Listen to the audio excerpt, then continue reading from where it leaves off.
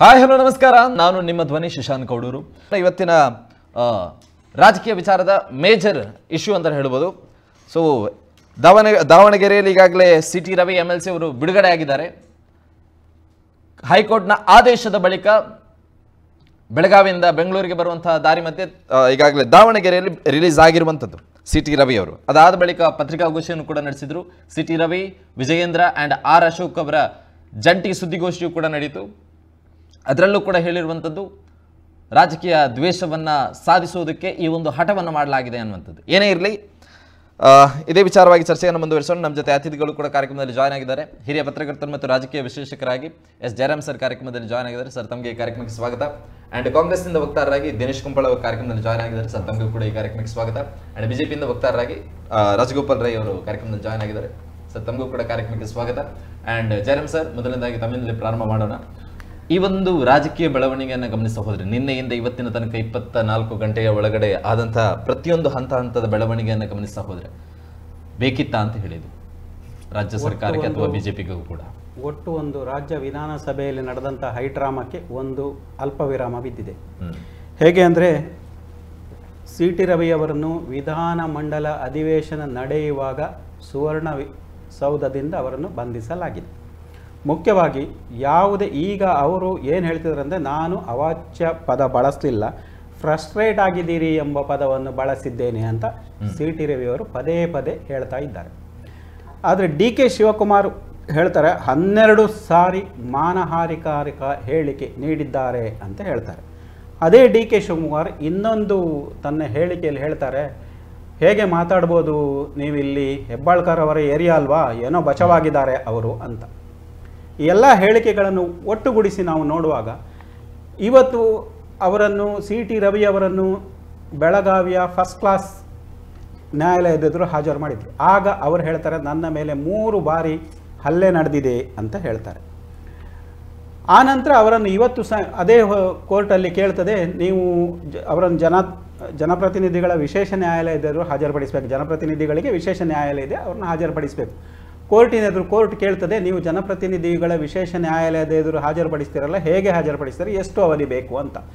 ಫ್ಲೈಟಲ್ಲಾದರೆ 2 ಗಂಟೆ, ದಾರಿಯಲ್ಲಾದರೆ ರಸ್ತೆ ಮೂಲಕ ಆದರೆ 12 ಗಂಟೆ ಅಂತ. ಈ ನಡುವೆ ಸಿಟಿ ರವಿಯವರ ಪರ ವಕೀಲರು ಜನಪ್ರತಿನಿಧಿಗಳ ವಿಶೇಷ ನ್ಯಾಯಾಲಯಕ್ಕೆ ಮನವಿ ಸಲ್ಲಿಸ್ತಾರೆ, ಅವರಿಗೆ ಜಾಮೀನು ಕೊಡಬೇಕು ಅಂತ. ಸೊ ಮಧ್ಯಂತರ ಜಾರಿ ಅವ್ರ ಮೂಲತಃ ಅದರಲ್ಲಿ ಅವರ ಪ್ರೇಯರ್ ಏನಿರ್ತದೆ ಅಂದರೆ FIR ಅನ್ನು ರದ್ದು ಮಾಡಬೇಕು ಅಂತೇಳಿ ಹೇಳ್ತದೆ. ಆದರೆ ಈಗ ಮಧ್ಯಂತರ ತೀರ್ಪು ಕೊಟ್ಟು ಅವರಿಗೆ ಜಾಮೀನು ಕೊಟ್ಟಿದ್ದಾರೆ. ಈಗ ತಾವು ಹೇಳಿದಾಗೆ ಅವರು ಒಂದು ಕಡೆ ಬಿಡುಗಡೆ ಆಗಿದ್ದಾರೆ ಮತ್ತು ಪತ್ರಿಕಾಗೋಷ್ಠಿಯನ್ನು ಮಾತಾಡಿದ್ದಾರೆ. ಒಟ್ಟು ಇದರಲ್ಲಿ ಆ ನಂತರ BJP ಏನು ಹೇಳಿದೆ, ಕಾಂಗ್ರೆಸ್ನ ಒಳಸಂಚಿಗೆ ಹಿನ್ನಡೆಯಾಗಿದೆ ಅಂತೇಳಿ ಹೇಳಿದೆ. ನಾವು ಮುಖ್ಯ ಗಮನಿಸಬೇಕಾದ್ದು, ಸಿಟಿ ರವಿಯವರು ಆ ಮಾತನ್ನು ಹೇಳಿದಾರಾದರೆ ಖಂಡಿತವಾಗಿಯೂ ಅವರು ಉನ್ನತ ಶಿಕ್ಷಣ ಸಚಿವರಾಗಿದ್ದರು ಅಂತ ಹೇಳುವ ಅವರ ಹಿನ್ನೆಲೆಯನ್ನು ಗಮನಿಸಿಕೊಂಡ್ರೆ ಮತ್ತು ಅವರು ಸ್ನಾತಕೋತ್ತರ ಪದವೀಧರರು, ಅಭ್ಯಾಸ ಮಾಡಿದವರು ಅಂತ ತಿಳ್ಕೊಂಡ್ರೆ ಆ ಮಾತು ಖಂಡಿತಕ್ಕೂ ಅವರು ಹೇಳಿದ್ದು ಸರಿಯಲ್ಲ. ಆದರೆ ಈಗ ನಮಗೆ ಅದಕ್ಕೆ ಬೇಕಾದ ದಾಖಲೆಗಳಿಲ್ವೇ? ಈಗ ಸದನದಲ್ಲಿ ಆ ದಾಖಲೆ ಇದೆ ಅಂತ ಹೇಳೋದಾದರೆ ಇಷ್ಟೊತ್ತಿಗೆ ಮೇಲ್ಮನೆಯ ಸಭಾಪತಿ ಹೊರಟ್ಟಿಯವರು ಬಿಡುಗಡೆ ಮಾಡಬೇಕಿತ್ತು ಅದನ್ನು. ಆದರೆ ನೇರವಾಗಿ ಹೇಳಿದ್ದಾರೆ, ಪೀಠದಿಂದ ಇಳಿದ ಬಳಿಕ ಯಾವುದೇ ಇಲ್ಲ ಅಂತ. ಅಧಿಕಾರಿಗಳನ್ನು ನಂತರ ಕೆಲವು ಪತ್ರಕರ್ತರು ಪ್ರಶ್ನಿಸಿದಾಗ ಅಲ್ಲಿ ಏನು ಬಂದಿದೆ ಅಂದರೆ, ಸದನ ಮುಂದೂಡಿಕೆ ಆಗಿದ್ದರಿಂದ ರೆಕಾರ್ಡಿಂಗ್ ತಂಡ ರೆಕಾರ್ಡಿಂಗನ್ನು ಸ್ಥಗಿತಗೊಳಿಸಿತ್ತು ಅಂತ ಅಧಿಕಾರಿಗಳು ಹೇಳಿದ್ದಾರೆ. ಅಧಿಕೃತವಾಗಿ ಅಲ್ಲದಿದ್ದರೆ ಅವರು ಹೀಗೆ ಮೌಖಿಕವಾಗಿ ಮಾತಾಡುವಾಗ ರೆಕಾರ್ಡಿಂಗ್ ಸ್ಥಗಿತಗೊಳಿಸಿತ್ತು ಅಂತ ಹೇಳಿದ್ದಾರೆ. ಸೊ ಇವನ್ನೆಲ್ಲ ನೋಡುವಾಗ ಅವರು ಸಿಟಿ ರವಿಯವರು ಪದೇ ಪದೇ ಸಿದ್ದರಾಮಯ್ಯರಿಗೆ ಇರಿಟೇಷನ್ ಮಾಡ್ತಿದ್ರು, ಸಿದ್ದರಾಮುಲ್ಲಾ ಖಾನ್ ಅಂತ ಹೇಳ್ತಿದ್ರು, ಪದೇ ಪದೇ ಹೇಳ್ತಿದ್ರು. ಈ ರೀತಿ ಅವರು ಅನೇಕರಿಗೆ ಬೇರೆ ಬೇರೆ ವಿಶೇಷಣಗಳನ್ನು ಬಳಸಿ ಟೀಕೆ ಮಾಡಿದ್ದಾರೆ. ಬಹುಶಃ ಈ ಒಂದು ಹಂತದಲ್ಲಿ ಅವರನ್ನು ಮಣಿಸುವುದು ಹೇಗೆ, ಏನಾದರೂ ಅವರ ಬಾಯಿಗೆ ಬೀಗ ಹಾಕುವ ಅಂತೇಳಿ ಒಂದು ಕಾಂಗ್ರೆಸ್ ಪ್ರಯತ್ನ ಮಾಡಿರಬಹುದಾ ಅಂತ ಹೇಳೋ ಒಂದು ಶಂಕೆ ಇಡೀ ವಿದ್ಯಮಾನದಲ್ಲಿ ಕಂಡು ಬರ್ತದೆ. ಆದರೆ ಇನ್ನೊಂದು ಅಂಶವನ್ನು ಕೂಡ ನಾವು ಪರಿಗಣಿಸಬೇಕು. ಬರೇ ಒಂದು FIR ಅಲ್ಲಿ ಹೀಗೆ ಮಾಡೋದಾದ್ರೆ ರಾಜ್ಯದಲ್ಲಿ ಮಹಿಳೆಯರ ಮೇಲೆ ದೌರ್ಜನ್ಯವೇ ನಡೀತಿರ್ಲಿಲ್ಲಲ್ಲ. ಈಗ ಮಹಿಳಾ ಆಯೋಗ ಯಾಕೆ ಬೇಕು ನಮಗೆ? ಮಹಿಳಾ ಆಯೋಗದಲ್ಲಿ ಯಾವಾಗ ಬರ್ತಂದ್ರೆ, ನೀವೇನಾದ್ರೂ ದೊಡ್ಡ ಮಾಧ್ಯಮಗಳಲ್ಲಿ ಬಂದು ದೊಡ್ಡ ಸುದ್ದಿ ಆದಾಗ ಮಹಿಳಾ ಆಯೋಗದ ಅಧ್ಯಕ್ಷರು ಬರ್ತಾರೆ. ಯಾಕಂದ್ರೆ ಫ್ಲೈಟ್ ಇದೆ, ಅವರಿಗೆ ಉಳಿಯುವ ವ್ಯವಸ್ಥೆ ಇದೆ, ಹೋಗಿ ಬರೋ ಚಾರ್ಜ್ ಇದೆ, DA ಇದೆ, ಬರ್ತಾರೆ. ನೋಡಿ, ಅಂಥದ್ದೆಲ್ಲ ನೀವು ಇಷ್ಟು ಸ್ವಿಫ್ಟಾಗಿ ನಿಮಗೆ ರಿಯಾಕ್ಷನ್ ಮಾಡಲಿಕ್ಕೆ ಆಗ್ತದೆ ಅಂತ ಹೇಳಿ ಆದರೆ, ನೀವು ರಾಜ್ಯದಲ್ಲಿ ಅನೇಕ ಕಾಲೇಜುಗಳಲ್ಲಿ ಕಿರುಕುಳ ಇದೆ ಅಲ್ಲ, ಪ್ರೈವೇಟ್ ಕಾಲೇಜುಗಳಲ್ಲಿ ಇದೆ, ಈ ಬೇರೆ ಬೇರೆ ಸಂಸ್ಥೆಗಳಲ್ಲಿ ಇದೆ. ಆಗ ಏನು ಮಾಡ್ತಾರೆ ಇವರು, ಅದರ ವಿಭಾಗದ ಮುಖ್ಯಸ್ಥರಿಗೆ ಕೊಡ್ತಾರೆ, ನೀನು ತನಿಖೆ ಮಾಡುವಂತ, ಅಲ್ಲಿ ಲೇಡೀಸೇ ಹೋಗ್ಬೇಕಂತ ನಿಯಮ ಇವರಿಗೆ ಲಗವಾಗುವುದಿಲ್ಲ. ಇಲ್ಲಿ ನೀವು ಎಷ್ಟು ಸ್ವಿಫ್ಟಾಗಿ ನೀವು ಕೆಲಸ ಮಾಡಿದಿರೋ, ಇಷ್ಟೇ ಸ್ಪೀಡಲ್ಲಿ ನೀವು ಕೆಲಸ ಮಾಡಿದ್ದಿದ್ರೆ ನೀವು ರಾಜ್ಯದಲ್ಲಿ ಮಹಿಳಾ ದೌರ್ಜನ್ಯಗಳು ನಡೀಲಿಕ್ಕೆ ಸಾಧ್ಯವೇ ಇಲ್ಲ. ದಿನೇಶ್ ಸರ್, ಈಗಾಗಲೇ ಸಿಟಿ ರವಿ ಅವರ ಪತ್ರಿಕಾಗೋಷ್ಠಿ ಮತ್ತು ಹೈಕೋರ್ಟ್ ನೀಡಿರುವಂತಹ ಆದೇಶವನ್ನು ಕೂಡ ಗಮನಿಸುವುದಾದರೆ, ಪೊಲೀಸರ ಎಡವಟ್ಟು ಅಥವಾ ಬಂಧನ ಮಾಡಿಕೊಳ್ಳಬೇಕಾದಂಥ ಅಗತ್ಯನೇ ಇರಲಿಲ್ಲ. 41A ನೋಟಿಸ್ ನೀಡಬೇಕಿತ್ತು, ಅದನ್ನು ಕೂಡ ನೀಡಿಲ್ಲ. ಯಾವುದೇ ನೋಟಿಸ್ ನೀಡದೆ ಬಂಧನ ಆಗಿದೆ, FIR ಆಗಿದೆ. ಈಗ ತಕ್ಷಣವೇ ಬಿಡುಗಡೆಗೊಳಿಸಿ ಈ ಒಂದು ಬಂಧನದಲ್ಲಿ ತಪ್ಪಿದೆ ಅನ್ನುವಂಥ ಆದೇಶವು ಕೂಡ ಬಂದಿದೆ. ಆ್ಯಂಡ್ ಅವರು ಕೂಡ ಹೇಳುತ್ತಾರೆ, BJP ಅವರು ಹೇಳುತ್ತಾರೆ, ಇದೊಂದು ರಾಜಕೀಯ ದ್ವೇಷದ ಒಂದು ಪ್ರಸಂಗ ಅನ್ನುವಂಥದ್ದನ್ನು. ಇವತ್ತು ಭಾರತೀಯ ಜನತಾ ಪಕ್ಷದ ಒಬ್ಬ ಗೌರವಾನ್ವಿತ ನಮ್ಮ ವಿಧಾನ ಪರಿಷತ್ನ ಸದಸ್ಯರಾದ CT ರವಿಯವರು ನಿನ್ನೆ ಅವರು ಈ ಕಲಾಪದಲ್ಲಿ ಮಾತಾಡುವ ಶೈಲಿ, 1 ಗಂಟೆ ಭಾಷಣದಲ್ಲಿ ಯಾವ ರೀತಿ ಯಾರನ್ನೆಲ್ಲ ನಿಂದಿಸಿ ಮಾತನಾಡಿದ್ದಾರೆ ಎಂಬುದನ್ನು ಇಡೀ ಜಗತ್ತು ನೋಡಿದೆ. ಒಂದು ವಿಷಯ ಮಾತ್ರ ಅಲ್ಲ, ಇವತ್ತು ಲಕ್ಷ್ಮೀ ಹೆಬ್ಬಾಳ್ಕರ್ಗೆ ಕೊನೆಗೆ ಮಾತಾಡಿದ ಒಂದು ಶಬ್ದ ಅಲ್ಲ, 1 ಗಂಟೆಯಿಂದ ಅವರು ಹೆಣ್ಣು ಮಕ್ಕಳಿಗೆ, ಒಂದು ನಮ್ಮ ತಾಯಂದಿರಿಗೆ, ಅದು ಮಿನಿಸ್ಟ್ರು ಬಿಡಿ, ಸಚಿವರು ಬಿಡಿ, ಒಂದು ಹೆಣ್ಣು ಅಂತ ನೋಡದೆ, ಒಂದು ಮಾತೆ ಅಂತ ನೋಡದೆ ಒಬ್ಬರನ್ನು ಯಾವ ರೀತಿ ನಿಂದಿಸಿ ಎಷ್ಟು ಬಾರಿ ನಿಂದಿಸಿ ಮಾತನಾಡಿದಾರಂತ ಹೇಳಿ 1 ಗಂಟೆ ಅವರ ಕ್ಲಿಪ್ಪಿಂಗ್ ನೋಡಿದರೆ ಅರ್ಥ ಆಗ್ತದೆ. ಬೇರೆ ಬೇರೆ ರೀತಿಯಲ್ಲಿ ಅದು ನನಗೆ ಬಾಯಲ್ಲಿ ಹೇಳಲಿಕ್ಕೆ ಕಷ್ಟ ಆಗ್ತದೆ. ಒಂದು ಅಪಹಾಸ್ಯ ನೋಡುವಾಗ ಅದು ಗೌರವಾನ್ವಿತ ಸಂವಿಧಾನಿಕವಾದ ಒಂದು ಪದ, ಸಂವಿಧಾನಿಕವಾದ ಪದ, ಅದನ್ನು ಹೇಳುವ ರೀತಿ ಇದೆಯಲ್ಲ, ಒಂದು ಅಪಹಾಸ್ಯ ಮಾಡಿ ಮನಸ್ಸಿಗೆ ನೋವು ತರುವಂತ ಒಂದು ರೀತಿಯಲ್ಲಿ ಬಹಳಷ್ಟು ಸುಮಂಗಲಿಯರಿದ್ದಾರೆ ಕಾಂಗ್ರೆಸ್ನಲ್ಲಿ. ಆ ತರ ಅಂತ ಒಂದು ಅನಗತ್ಯವಾದಂಥ ಪದವನ್ನು ಹೀಯಾಳಿಸಿ ಮಾತನಾಡಿದನ್ನು ನಾವು ನಿನ್ನೆ ನೋಡಿದ್ದೇವೆ. ಕಲಾಪದವನ್ನು ಇವತ್ತು ಕೂಡ ನಮಗೆ ವೀಕ್ಷಣೆ ಮಾಡ್ಬೋದು ಇದರಲ್ಲಿ ಚಾನಲ್ ನೋಡಿದ್ರೆ. ಆದ್ರಿಂದ ಈ CT ರವಿಯವರು ಅವರ ಹಿನ್ನೆಲೆ ನೋಡಿದ್ರೆ ಅವರು ಯಾವ ರೀತಿ ರಾಜಕೀಯಕ್ಕೆ ಪಾದಾರ್ಪಣೆ ಮಾಡ್ತಾರೆ, ಯಾವ ರೀತಿ ಒಂದು ಶಾಸಕ ಸ್ಥಾನವನ್ನು ಯಾವ ರೀತಿ ಪಡಿತಾರೆ ಅಂತ ಈ ಹಿಂದೆ ನಮಗೆ ಗೊತ್ತಿದೆ. ಅವರು ಯಾವ ರೀತಿ ಅವರ ಹಿನ್ನೆಲೆ ನೋಡಿದ್ರೇನೆ ಗೊತ್ತಾಗ. ಅವರು ಈಗ ಸರ್ ಅವರು ಹೇಳಿದ್ರು, ಅವರು ಪದವಿ ಪಡೆದವರು, ಆ ರೀತಿ ಪಡೆದವರು, ಖಂಡಿತ ಹೌದು.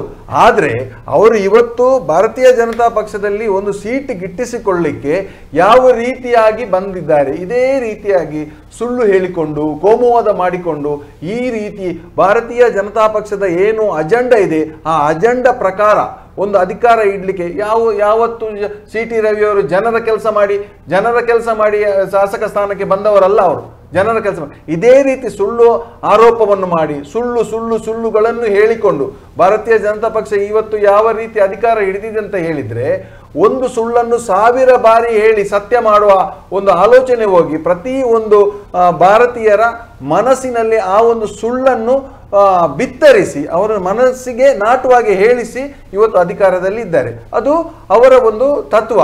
ಈ ಭಾರತೀಯ ಜನತಾ ಪಕ್ಷ ಯಾವ ಸಿದ್ಧಾಂತ, ಅವರ ಮೂಲ ಸಿದ್ಧಾಂತ ಏನಿದೆ ಆ ಪ್ರಕಾರ ಇವತ್ತು CT ರವಿಯವರು ನಡೆದುಕೊಂಡಿದ್ದಾರೆ. ಅವರ ಮನುಸ್ಥಿತಿ ಬುದ್ಧಿಯನ್ನು ಇನ್ನೂ ಕೂಡ ಬಿಡಲಿಲ್ಲ. ಅದಕ್ಕಾಗಿ CT ರವಿಯವರು ಇವತ್ತು ಹೇಳಿದ್ದು ನಮಗೆ ಬಹಳ, ಇವತ್ತು ಸದನದಲ್ಲಿ ಹೇಳಿದ್ದನ್ನು ಮಾತ್ರ ನಾವು ಆಶ್ಚರ್ಯ ಪಡಬೇಕಾಗ್ತದೆ. ಸದನದಲ್ಲೂ ಕೂಡ ಈ ರೀತಿ ಮಾತಾಡ್ತಾರಾ ಎಂಬ ಮಾತನ್ನು ನಾವು ಆಲಿಸಿ ಇವತ್ತು ನಾವು ಆಶ್ಚರ್ಯ ಪಡಬೇಕು. ಯಾಕಂತ ಹೇಳಿದ್ರೆ CT ರವಿ ಇರುವುದೇ ಅದೇ ತರ. CT ರವಿ ಇದೇ ತರ ಇರೋದು, ಕುಳಿತುಕೊಂಡು ಬೀದಿ ಹೋಗುವವರನ್ನು ಅವರನ್ನು ಆಕ್ಸಿಡೆಂಟ್ ಮಾಡಿ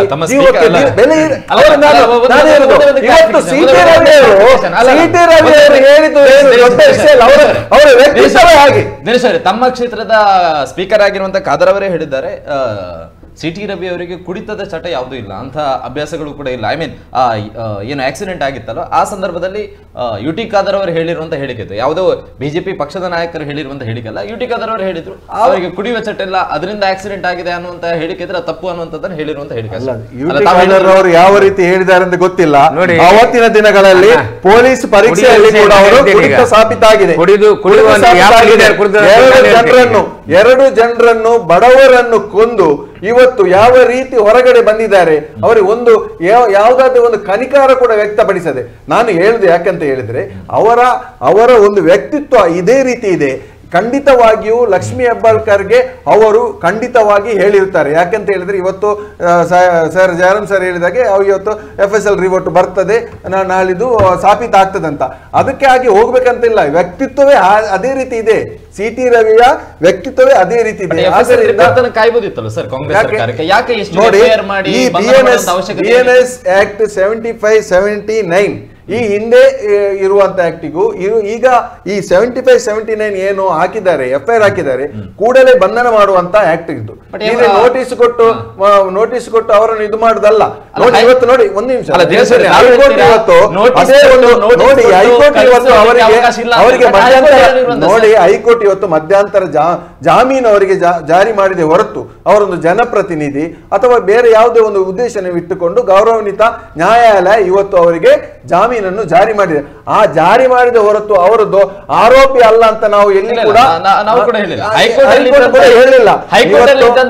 ಕೆಲವೊಂದು ಪೊಲೀಸನವರು ಮಾಡಿದಂತ ಒಂದು ಹೈಕೋರ್ಟ್ ಅಲ್ಲಿ ಇದ್ದಂತ ಜಿಜ್ಞಾಸೆ ಏನು ಅಂತ ಹೇಳಿದ್ರೆ FIR ಹಾಕಿರುವಂತದ್ದೇ ತಪ್ಪು ಈ ಪ್ರಕರಣಕ್ಕೆ ಸಂಬಂಧಪಟ್ಟಂತೆ. ಸೊ FIR ಅನ್ನ ರದ್ದು ಮಾಡಬೇಕು ಅಂತ ಹೇಳಿ ಹೈಕೋರ್ಟ್ ಅಲ್ಲಿ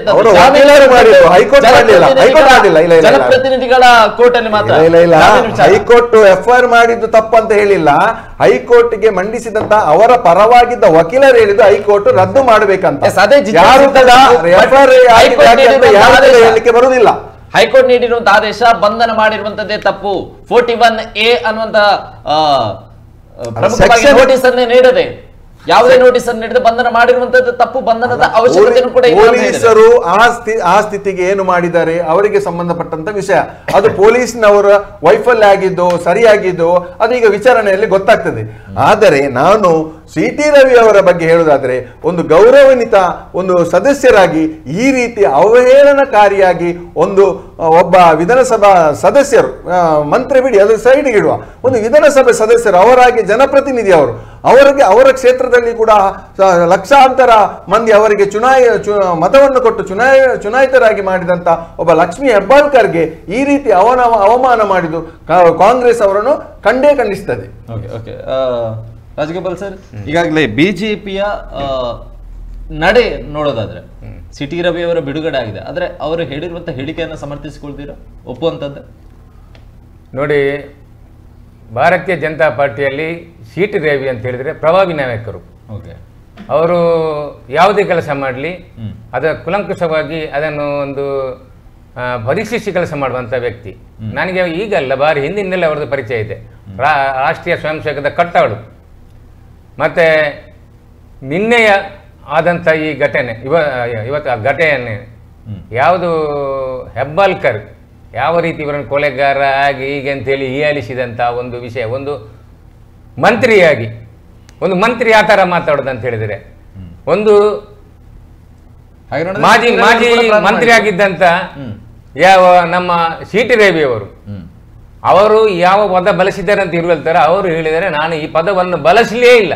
ಯಾಕೆಂತ ಹೇಳಿದರೆ ಕರ್ನಾಟಕದಲ್ಲಿ ಕಾಂಗ್ರೆಸ್ಗೆ ಈಗ ಸರ್ಕಾರವನ್ನು ನಡೆಸಲಿಕ್ಕೆ ಆಗದಂಥ ಪರಿಸ್ಥಿತಿಯಲ್ಲಿದ್ದಾರೆ. ಈ ಗ್ಯಾರಂಟಿಯ ಹೆಸರು ಹೇಳಿಕೊಂಡು ಎಲ್ಲ ಅನುದಾನಗಳೆಲ್ಲ ಬಂದಾಗಿದೆ. ಈಗ ಇವರಿಗೆ ಇಂಥದ್ದೆಲ್ಲ ಗಲಾಟೆಗಳು ಬೇಕು. ಯಾಕೆ ಅಂತ ಹೇಳಿದರೆ ಜನರ ಮನಸ್ಸನ್ನು ಬೇರೆ ಕಡೆಗೆ ಕೊಂಡೋಗ್ಲಿಕ್ಕೆ. ಶಾಸಕರುಗಳಿಗೆ ಯಾರಿಗೂ ಇಲ್ಲಿ ಅನುದಾನ ಇಲ್ಲ. ಯಾವ ನಮ್ಮ ಕಾರ್ಪೊರೇಷನ್ಗೆ, ಜಿಲ್ಲಾ ಪಂಚಾಯತ್, ತಾಲೂಕ್ ಪಂಚಾಯತ್ಗಳಿಗೆ ಅನುದಾನ ಇಲ್ಲ. ಈ ಸಿದ್ದರಾಮಯ್ಯರ ಸರ್ಕಾರ ಗ್ಯಾರಂಟಿ ಅಂತ ಹೇಳಿ ಸರ್ಕಾರಕ್ಕೆ ಮುಳುಗುವ ಸ್ಥಿತಿಯಲ್ಲಿ ಬಿಜೆಪಿಯ ಪ್ರಭಾವಿ ನಾಯಕರುಗಳನ್ನು ಇಂಥದಲ್ಲಿ ಸಿಕ್ಕಿಸಿಕೊಂಡು ಒಂದು ಬೇರೆ ವಿಷಯಾಂತರ ಮಾಡುವಂಥ ಕೆಲಸವನ್ನು ಮಾಡಿದ್ದಾರೆ. ಅಷ್ಟೇ ವಿನಃ ಕೋರ್ಟಿಗೆ ಹೇಳಿದೆ ಇದಕ್ಕೆ ಇಂಥ ಒಂದು ಇವರು ಕೇಸ್ ಹಾಕುವುದಾದರೆ CT ರವಿ ಮೇಲೆಲ್ಲ ವಿಧಾನಸೌಧದ ಒಳಗೆ ಪಾಕಿಸ್ತಾನ ಜಿಂದಾಬಾದ್ ಅಂತ ಹೇಳಿದಂಥ ವ್ಯಕ್ತಿ ಏನು ಮಾಡಿದ್ರು? ಯಾರು ಒಬ್ಬ ಇಲೆಕ್ಷನ್ ಅಲ್ಲಿ ವಿನ್ ಆದಂತ ಕಾಂಗ್ರೆಸ್ಸಿನ ನಾಯಕ ಇದ್ದಾನೆ ಅವನ ಅವರಿಗೇನು ಮಾಡಿದ್ರು ನಾವಿಲ್ಲಿ ನೋಡಬಹುದು. ರಾಜ್ಯಪಾಲರ ವಿರುದ್ಧ ಇಲ್ಲಿ ಪ್ರತಿಭಟನೆ ಮಾಡಿದ್ರು ಕಾಂಗ್ರೆಸ್ನವರು. ಆಗ ಇಲ್ಲಿಯ ಒಬ್ಬ MLC ಅವರು ನಾವು ಬಾಂಗ್ಲಾದಾಗೆ ಅಲ್ಲಿ ರಾಜ್ಯಪಾಲರಲ್ಲಿ ಹೋಗಿ ಅವರನ್ನು ಅಲ್ಲಿ ಓಡಿಸ್ತೇವೆ ಅಂತ ಹೇಳಿ ಮಾತನ್ನು ಹೇಳಿದ್ರೆ ಅವ್ರಿಗೆ ಏನು ಮಾಡಿದ್ರು ಕಾಂಗ್ರೆಸ್? ಈಗ ನ್ಯಾಯ ಅಂತ ಹೇಳಿದ್ರೆ ಎಲ್ಲರಿಗೂ ಒಂದೇ ಅಲ್ವಾ? ಅವರಿಗೊಂದು ನ್ಯಾಯ, ಇವರಿಗೊಂದು, ಬಿಜೆಪಿಗೊಂದು ನ್ಯಾಯ, ಕಾಂಗ್ರೆಸ್ ಒಂದು ನ್ಯಾಯ ಉಂಟಾ? ನ್ಯಾಯ ಇಲ್ಲ. ಎಲ್ಲ ಎಷ್ಟು ಕಡೆಯಲ್ಲಿ ಬೇಕು. ಈ ಕರ್ನಾಟಕದಲ್ಲಿ ಕೋಮು ದ್ವೇಷದಲ್ಲಿ ನೀವು ಆಲೋಚನೆ ಮಾಡಿ. ಶ್ರೀರಾಮ್ ಜೈರಾಮ್ ಹೇಳಿದರೆ ಅವರಿಗೆ ಹೊಡೆತ, ಓಕೆ ಓಕೆ ಓಕೆ ಅಲ್ಲ ಹನುಮಾನ್ ಚಾಲಿಸಿ ಹೇಳಿದರೆ ಅವರಿಗೆ ಹೊಡೆತ, ಲವ್ ಜಿಹಾದಿನಲ್ಲಿ ಮಹಿಳೆಯರ ದೌರ್ಜನ್ಯ, ಇವರೀಗ ಮಹಿಳೆಯರ ಬಗ್ಗೆ ಬಾರಿ ಕಾಂಗ್ರೆಸ್ ಮಾತಾಡ್ತಾರೆ. ಇದೇ ಸಿದ್ದರಾಮಯ್ಯರ ಹತ್ರ ಒಂದು ಮಹಿಳೆ ಸಾಕಾರ ಕೇಳಿ ಬಂದಾಗ ಅವರ ಶಾರಿಯನ್ನು ಹೇಳಿದಂತ ನೀವು ನೋಡಿರ್ಬೋದು, ಟಿವಿಯಲ್ಲೆಲ್ಲ ನೋಡಿರ್ಬೋದು. ಇವರು ಬಾರಿ ಶುಭಕರಕ್ಕೆ ಮಾತಾಡ್ತಾರೆ. ಈ ನ್ಯಾಯ ಎಲ್ಲರಿಗೂ ಒಂದೇ, ನೀವು ಆಲೋಚನೆ ಮಾಡಬೇಕು. ನಮಗೆ ಹಿಂದಿನ ಘಟನೆ ಬೇಡ, ನಾನು ಕೇಳಿ ನೋಡಿ ಯಾವ ನಾವು ಬಿಜೆಪಿ ಒಪ್ಪುತ್ತಾ, ಅವರು ಹೇಳಿದರೆ ಒಪ್ಪುದಿಲ್ಲ, ಅವರು ಹೇಳಲಿಲ್ಲ ಅಂತ ಹೇಳ್ತಾರೆ, ಅವರು ಹೇಳಲೇ ಇಲ್ಲ. ಈಗ ಇದನ್ನು ಅದಕ್ಕೆ ಒಂದು ಜಾಯಿಂಟ್ ಮಾಡಿ ಬಿಜೆಪಿಯ ಮೇಲೆ ಒಂದು ಕೆಟ್ಟ ವಿಷಯವನ್ನು ಹೇರುವ ಅಂತ ಹೇಳುವಂತ ಕಾಂಗ್ರೆಸ್ಸಿನ ಹುನ್ನಾರ ನೋಡಿ. ನಾನು ನೀವು ಮಾತಾಡಲಿಲ್ಲ, ಟೈಮ್ ಕೊಟ್ಟಾಗ ನೀವು ಮಾತಾಡಿ ನೋಡಿ. ನಾನು ನೀವು ಹೇಳಿದಾಗ ಮತ್ತೆ ಇವರು ಮತ್ತೊಂದು ಹೇಳಿದ್ರು, ಅವರು ಕುಡುಕರು, ಅವರು ಆಕ್ಸಿಡೆಂಟ್ ಮಾಡಿ ಹೋಗಿದ್ರು. ನಾನು ಸತ್ಯ, ನೀವು ಎಲ್ಲಿಯಾದ್ರೂ ಅವರು ಕುಡ್ದದ್ದು ನೋಡಿದಿರಾ? ಆದರೆ ಕಾಂಗ್ರೆಸ್ಸಿನ ಸಿದ್ದರಾಮಯ್ಯರು ಕುಡ್ದು ಮಾಲ್ಕೊಂಡು ಹೋಗುದನ್ನು ಟಿವಿಯಲ್ಲಿ ನಾವು ನೋಡಿದ್ದೇವೆ. ನಮ್ಮನ್ನು ಯಾರು ಪ್ರಶ್ನಿಸಿ, ನಾವು ಒಂದು ಪ್ರಶ್ನೆ ಮಾಡಬೇಕಾದ್ರೆ ನಾವು ಅದಕ್ಕೆ ಸರಿಯಾಗಿ ಇರಬೇಕು. ನಮ್ಮ ನಾಯಕರು ಹೇಗಿದ್ದಾರೆ ಅಂತ ನೋಡ್ಕೊಳ್ಬೇಕು. ನೋಡಿ, ನಾವು ಯಾವುದು ಮಾತಾಡೋದು, ನೀವು ಸುಳ್ಳು ಸುಳ್ಳು ಸುಳ್ಳು ಅಂತ ಹೇಳ್ತಾರೆ. ಬಿಜೆಪಿಯವರು ಸುಳ್ಳು ಹೇಳಿದರೆ ಇವತ್ತು ನರೇಂದ್ರ ಮೋದಿ ಪ್ರಪಂಚದಲ್ಲಿ, ಇಡೀ ಪ್ರಪಂಚ ಇವತ್ತು ಭಾರತದ ನಂಬರ್ 1 ಆಗ್ತಾ ಇದೆ. ಇಡೀ ಪ್ರಪಂಚದಲ್ಲಿ ಸೌದಿ ಅಂತ ಪ್ರದೇಶದಲ್ಲಿ ಬಿಜೆಪಿಯ ಒಂದು ಕೆಲಸದಿಂದ ನಮ್ಮ ಭಾರತೀಯರಿಗೆ ಬೆಲೆ ಬಂದಿದೆ. ಫಾರಿನ್ ನಲ್ಲಿರುವ ಎಲ್ಲ ಅಂತಾರಾಷ್ಟ್ರೀಯ ಎಲ್ಲಿ ಯಾರಿದ್ದಾರ ಭಾರತೀಯರು ಅವರೆಲ್ಲ ನಮ್ಮನ್ನು, ನಮ್ಮ ದೇಶವನ್ನು, ನಮ್ಮ ಪ್ರಧಾನಿಯನ್ನು ಅಪ್ರಿಸಿಯೇಟ್ ಮಾಡಿದ್ರೆ ಸುಳ್ಳಿಯಲ್ಲಿ ಆಗುತ್ತೆ. ಅದು ನ್ಯಾಯವನ್ನು ಒಪ್ಪುವಂತ ನಮ್ಮ ಹತ್ರ ಎದೆಗಾರಿಕೆ ಬೇಕು. ನಾವು ಯಾರನ್ನು ಹೀಯಾಲಿಸಿ ಚಿಕ್ಕದಾಗಿ ಮಾತಾಡಿ ಏನು ಪ್ರಯೋಜನ ಇಲ್ಲ. ಒಳ್ಳೆ ರೀತಿಯಲ್ಲಿ ಹೃದಯವಂತಿಕೆಯಿಂದ ಮಾತಾಡಿದ್ರೆ ಮಾತ್ರ ಈ ಜನಸಾಮಾನ್ಯರಲ್ಲಿ ನೆಮ್ಮದಿ ಇರಲಿಕ್ಕೆ ಸಾಧ್ಯ ಇದೆ. ಈಗ ಭಯದ ವಾತಾವರಣದಲ್ಲಿ ಇಲ್ಲಿ ಕರ್ನಾಟಕದಲ್ಲಿ ಬದುಕ್ತಾ ಇದ್ದಾರೆ. ಓಕೆ ಜಯರಾಮ್ ಸರ್, ಈಗ ನಿನ್ನೆ ನಡೆದಿರುವಂತಹ ಘಟನೆಯನ್ನು ಕಂಪ್ಲೀಟ್ ಆಗಿ ನಿನ್ನೆ ರಾತ್ರಿಯ ವಿಚಾರವನ್ನು ಗಮನಿಸುವುದಾದ್ರೆ, ಪೊಲೀಸರು ಬಂಧನ ಮಾಡ್ತಾರೆ, FIR ದಾಖಲಿಸಿ ಒಮ್ಮೆಂದೊಮ್ಮೆಲೆ, ಅದಾದ ಬಳಿಕ ರಾತ್ರಿಗಿಡೀ 4 ಜಿಲ್ಲೆಗಳ ದರ್ಶನವನ್ನ ಮಾಡಿಸ್ತಾರೆ. ಅಂದ್ರೆ ಎಲ್ಲ ಒಂದೊಂದು ಪ್ಲೇಸಿಗೆ, ಕಾನ್ಪುರ ಆಗಿರ್ಬೋದು ಅಥವಾ ಬೇರೆ ಬೇರೆ ಪ್ರದೇಶಗಳಿಗೆ ಹೋಗುವಂಥದ್ದು, ಯಾವ ಒಂದು ಕಾರಣಕ್ಕೆ ಅನ್ನುವಂಥದ್ದಿಲ್ಲ. ಇದೆಲ್ಲ ಪ್ರಕರಣ ಆದ ಬಳಿಕ ಇವತ್ತು ಮತ್ತೆ ಕೋರ್ಟಿಗೆ ಹಾಜರುಪಡಿಸುವಂಥದ್ದು, ಈ ಪೊಲೀಸರ ಕ್ರಮದ ವಿಚಾರವನ್ನು ಗಮನಿಸುವುದಾದ್ರೆ ಮತ್ತು ಸದನದಲ್ಲಿ ಆಗಿರುವಂತಹ ವಿಚಾರಕ್ಕೆ ಸಂಬಂಧಿಸಿದಂತೆ ಪೊಲೀಸರಿಗೆ ಎಂಟ್ರಿ ಅಥವಾ FIR ದಾಖಲಿಸುವಂತಹ ಪ್ರಕ್ರಿಯೆಗಳ ವಿಚಾರವಾಗಿ ಹೇಳುವುದಾದ್ರೆ, ಇಲ್ಲಿ ಈ ಕಾಯ್ದೆ ಹೊಸದಾಗಿ ಕೇಂದ್ರ ಸರ್ಕಾರ ಜಾರಿಗೆ ತಂದಂಥದ್ದು. ಭಾರತೀಯ ನ್ಯಾಯ ಸಂಹಿತಾ ಸೆಕ್ಷನ್ 75 ಮತ್ತು ಸೆಕ್ಷನ್ 79 ಅಡಿ ಪ್ರಕರಣ ದಾಖಲಾಗಿದೆ. ಈ ಹೊಸ ನ್ಯಾಯ ವ್ಯವಸ್ಥೆ ಸ್ವಲ್ಪ ಬೇಗ ಕ್ರಮ ತಗೊಳ್ಳೋದಕ್ಕೆ ಅವಕಾಶ ಮಾಡಿಕೊಡ್ತದೆ. ಹಿಂದಿನಾಗೆ ವಿಳಂಬ ಇಲ್ಲ ಇಲ್ಲಿ. ಅದಕ್ಕೆ ಒಂದು ಎಲ್ಲದಕ್ಕೂ ಟೈಮ್ ಫ್ರೇಮ್ ಇದೆ. ಇಲ್ಲಿ ನಾವು CT ರವಿಯವರ ವಿಷಯದಲ್ಲಿ ಗಮನಿಸಬೇಕಾದ್ದು, ಅವರು BJP ಸೋಷಿಯಲ್ ಮೀಡಿಯಾದಲ್ಲಿ ಹೇಳಿದ್ದನ್ನು, ತಲೆಗೆ ಗಾಯ ಆದದಕ್ಕೆ ಪ್ರಥಮ ಚಿಕಿತ್ಸೆ ಕೊಡಲಿಕ್ಕೆ 3 ತಾಸು ಬೇಕಾಯ್ತಾ ಪೊಲೀಸರಿಗೆ ಅಂತ. ನೋಡಿ, ಇವೆಲ್ಲ ಪ್ರಶ್ನೆಗಳು, ಇವೆಲ್ಲ ಬಂಧನದಲ್ಲಿದ್ದಾಗ ಅವರ ಮಾನವ ಹಕ್ಕುಗಳು ಅಂದರೆ ಸಹಜವಾಗಿರುವಂಥ ಹಕ್ಕುಗಳ ಉಲ್ಲಂಘನೆ ಆಗಿದೆ ಅಂತೇಳಿ ಹೇಳಲಿಕ್ಕೆ ಇವೆಲ್ಲ ಇಲ್ಲಿ ಸಾಕ್ಷಿ ಇದೆ. ಆಮೇಲೆ ಅವರು ಹೇಳ್ತಾರೆ, ನನ್ನನ್ನು ಕೊಲೆ ಮಾಡಲು ನಡೆಸಿದ ಒಳಸಂಚು ಪಿತೂರಿ ಇದು ಅಂತ. ಈ ಮಾತನ್ನು ಅವರು ಭಾವಾವೇಶದಿಂದ ಹೇಳಿರ್ಬೋದು ಅಂತ ನನಗೆ ಕಾಣ್ತದೆ. ಒಬ್ಬ MLCಯನ್ನು ಪೊಲೀಸರು ಕೊಲೆ ಮಾಡಿದರೆ ನಾಳೆ ಸರ್ಕಾರ ಏನಾದೀತು, ಹೇಗಾದೀತು? ಹಿಂದೆ ತಲೆಗೆ ಗಾಯ ಆಗಿತ್ತು, ಅದನ್ನು ಅವರು ಒಂದು ಭಾವನಾತ್ಮಕವಾಗಿ ಹೇಳಿದ್ರು. ಈ ಕ್ಷಣಕ್ಕೆ ಅವ್ರು ಹೇಳಿದ್ದು ಸರಿ ಇರ್ಬೋದು, ಅಂದರೆ ಜೀವ ಭಯ ಇರ್ಬೋದು, ಪೊಲೀಸರು ನಾಳೆ ಏನು ಮಾಡ್ತಾರೋ ಅಂತ ಗೊತ್ತಿಲ್ಲ ಅಂತ. ಆದರೆ ಒಬ್ಬ MLCಯನ್ನು ಇವರು ಕೊಲೆ ಮಾಡಿ ಯಾರು ಅಂತ ಹೇಳೋ ಒಂದು ಚಿಂತನೆ ಇದೆಯಲ್ಲ, ಅದು ಬಹಳ ಫುಲಿಶ್ ಆದಂಥದ್ದು. ಯಾಕಂದ್ರೆ ನರಗುಂದ ರೈತ ಬಂಡಾಯ ಆದಾಗ ಒಂದು ಗೋಲಿಬಾರಿ ಮಾಡಿದಾಗ ರಾಮಕೃಷ್ಣ ಹೆಗಡೆ ಸರ್ಕಾರ ಏನಾಯಿತು.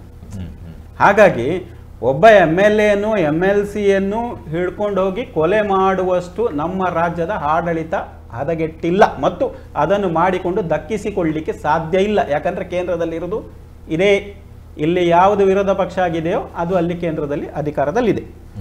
ಆಮೇಲೆ ಗುರುವಾರ CT ರವಿ ವಿರುದ್ಧ FIR ಆಗ್ತದೆ, ನಂತರ ಅವರನ್ನು ಬಂಧಿಸಲಾಗಿದೆ. ಇಲ್ಲಿ ಬೇರೆ ಬೇರೆಯವರ ಅಭಿಪ್ರಾಯದ ಪ್ರಕಾರ ಸುವರ್ಣ ಸೌಧದಲ್ಲಿ ಅವರನ್ನು ವಶಕ್ಕೆ ತೆಗೆದುಕೊಳ್ಳುವ ಹಾಗೆ ಇಲ್ಲ ಅಂತ. ಅಲ್ಲಿ ಅವರ ಮೇಲೆ ಅಲ್ಲೇ ಆಗುವಾಗ ಮಾರ್ಷಲ್ಗಳು ಅವರನ್ನು ರಕ್ಷಣೆ ಮಾಡಿದ್ದಾರೆ.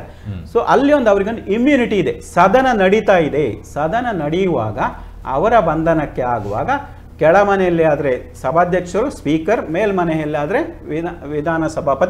ವಿಧಾನ ಪರಿಷತ್ನ ಸಭಾಪತಿಗಳು ಅವರ ಅನುಮತಿ ಬೇಕಾಗ್ತದೆ. ಈ ಹಿಂದೆ ನಾನು ಸ್ವಲ್ಪ ಹೋಗುವುದಾದರೆ, ಹಿಂದೆ ಈಗ ದಿವಂಗತ ಅವರು, ಸಭಾಪತಿ ಅವರು ಮತ್ತು IM ಜಯರಾಮ್ ಶೆಟ್ಟರು ದಿವಂಗತ, ಅವರ ಮೇಲೂ ಕೇಸ್ ಆದಾಗ ಆಗ ಸಭಾಪತಿಯವರು ಈ ರೂಲಿಂಗ್ ಕೊಡ್ತಾರೆ, ಸದನ ನಡೀತಾ ಇದೆ, ನೀವು ಬಂಧಿಸುವ ಹಾಗೆ ಇಲ್ಲ ಅಂತ ಅವರಿಗೆ ಮನವಿ ಮಾಡ್ತಾರೆ. ನೋಡಿ, ಶಾಸಕರಾಗಿ ನಮ್ಮನ್ನು ಬಂಧನಕ್ಕೆ ನೋಟಿಸ್ ಮಾಡಿದ್ದಾರೆ, ಬೇರೆ ಒಂದು ಬೇರೆ ಪ್ರಕರಣದಲ್ಲಿ, ಆಗ ಸಭಾಪತಿಗಳು ಮತ್ತು ಸಭಾಧ್ಯಕ್ಷರು ರೂಲಿಂಗ್ ಮಾಡ್ತಾರೆ, ಇಲ್ಲಿ ಸದನ ನಡೆಯುವಾಗ ಹಾಗೆ ಮಾಡುವ ಹಾಗಿಲ್ಲ ಅಂತ. ಸೊ ಇಲ್ಲಿ ನಿಮಗೆ ಮೇಲ್ನೋಟಕ್ಕೆ ಅಂದ್ರೆ ಬೇರೆ ಚರ್ಚಾಸ್ಪದ ವಿಷಯ ಇದು ಏನು ಹೇಗೆ ಪೊಲೀಸರು ಎಲ್ಲಿ ವಶಕ್ಕೆ ತಗೊಂಡ್ರು ಆ ಜಾಗವನ್ನು ತೋರಿಸಬೇಕಾಗಿಲ್ಲ, ಬೇರೆ ಜಾಗವನ್ನು ತೋರಿಸಿ ಯಾರು.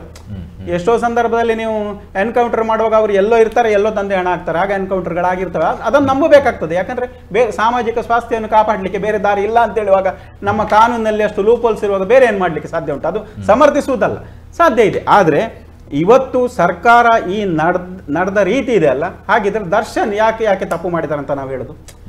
ದರ್ಶನ್ ಮಾಡಿದ್ದಕ್ಕೆ ಅದೇ ಶಿಕ್ಷೆ ಕೊಟ್ರಲ್ಲ. ಇವತ್ತು ನೀವು CT ರವಿಯವರು ನನ್ನನ್ನು ಕೊಲೆ ಮಾಡಲಿಕ್ಕೆ ಸಂಚು ಮಾಡಲಾಗಿದೆ, ಪಿತೂರಿ ಮಾಡಲಾಗಿದೆ ಅಂತೇಳಿ ಹೇಳ್ತಾರೆ. ಆದರೆ ದರ್ಶನ್ ಮಾಡಿದ್ರಲ್ಲಿ ಏನು ತಪ್ಪಿದೆ? ಜಿಜ್ಞಾಸೆ ಬರ್ತದ ಇಲ್ವಾ? ಅಲ್ಲೇ ನ್ಯಾಯಾಲಯ ಕ್ರಮ ತಗೊಳ್ಳೋದಿಲ್ಲ ಅಂತ ಹೇಳು ಬಹಳ ವಿಳಂಬ ಆಗ್ತದೆ, ಆಗ ಇದ್ರ ಟೆಂಪೋ ಹೋಗ್ತದೆ ಅಂತ ಹೇಳುವ ಕಾರಣಕ್ಕಾಗಿ ಆಯಿತು ಅಂತ ಹೇಳಿದ್ರೆ, ಆಗ ದರ್ಶನ ಪ್ರಕರಣದಲ್ಲಿ ಮತ್ತು ಇವರು ನಡೆದರಲ್ಲಿ ಒಂದು ಸಾಮ್ಯ ಕಾಣ್ತದಲ್ಲ, ನಮಗೆ ಒಂದು ಸಾಮ್ಯತೆ ಕಾಣ್ತದಲ್ಲ. ಇಲ್ಲಿ ಕೊಲೆ ಆಗಲಿಲ್ಲ, ಕೊಲೆಯ ಸಂಚು ನಡೆದಿದೆ ಅಂತ ಹೇಳೋದ್ರಿಂದ ನಾವು ತರ್ಕಿಸೋದಾದರೆ ಒಂದು ಸಾಮ್ಯತೆ ನಮಗೆ ಕಾಣ್ತದೆ. ಮುಖ್ಯವಾಗಿ ಈ ಪದವನ್ನು ಪದೇ ಪದೇ ಹೇಳಿದ್ದೇನಂತಂದರೆ, CT ರವಿಯವರು ನಾನು ಬಳಸಿಲ್ಲ, ಸಾಕ್ಷಿ ಕೊಡಿ ಅಂತ ಹೇಳ್ತಿದ್ದಾರೆ. ಸಿದ್ದರಾಮಯ್ಯ ಅವರು ಕೂಡ ಸಾಕ್ಷಿ ಇದೆ ಅಂತ ಹೇಳಿದ್ದಾರೆ.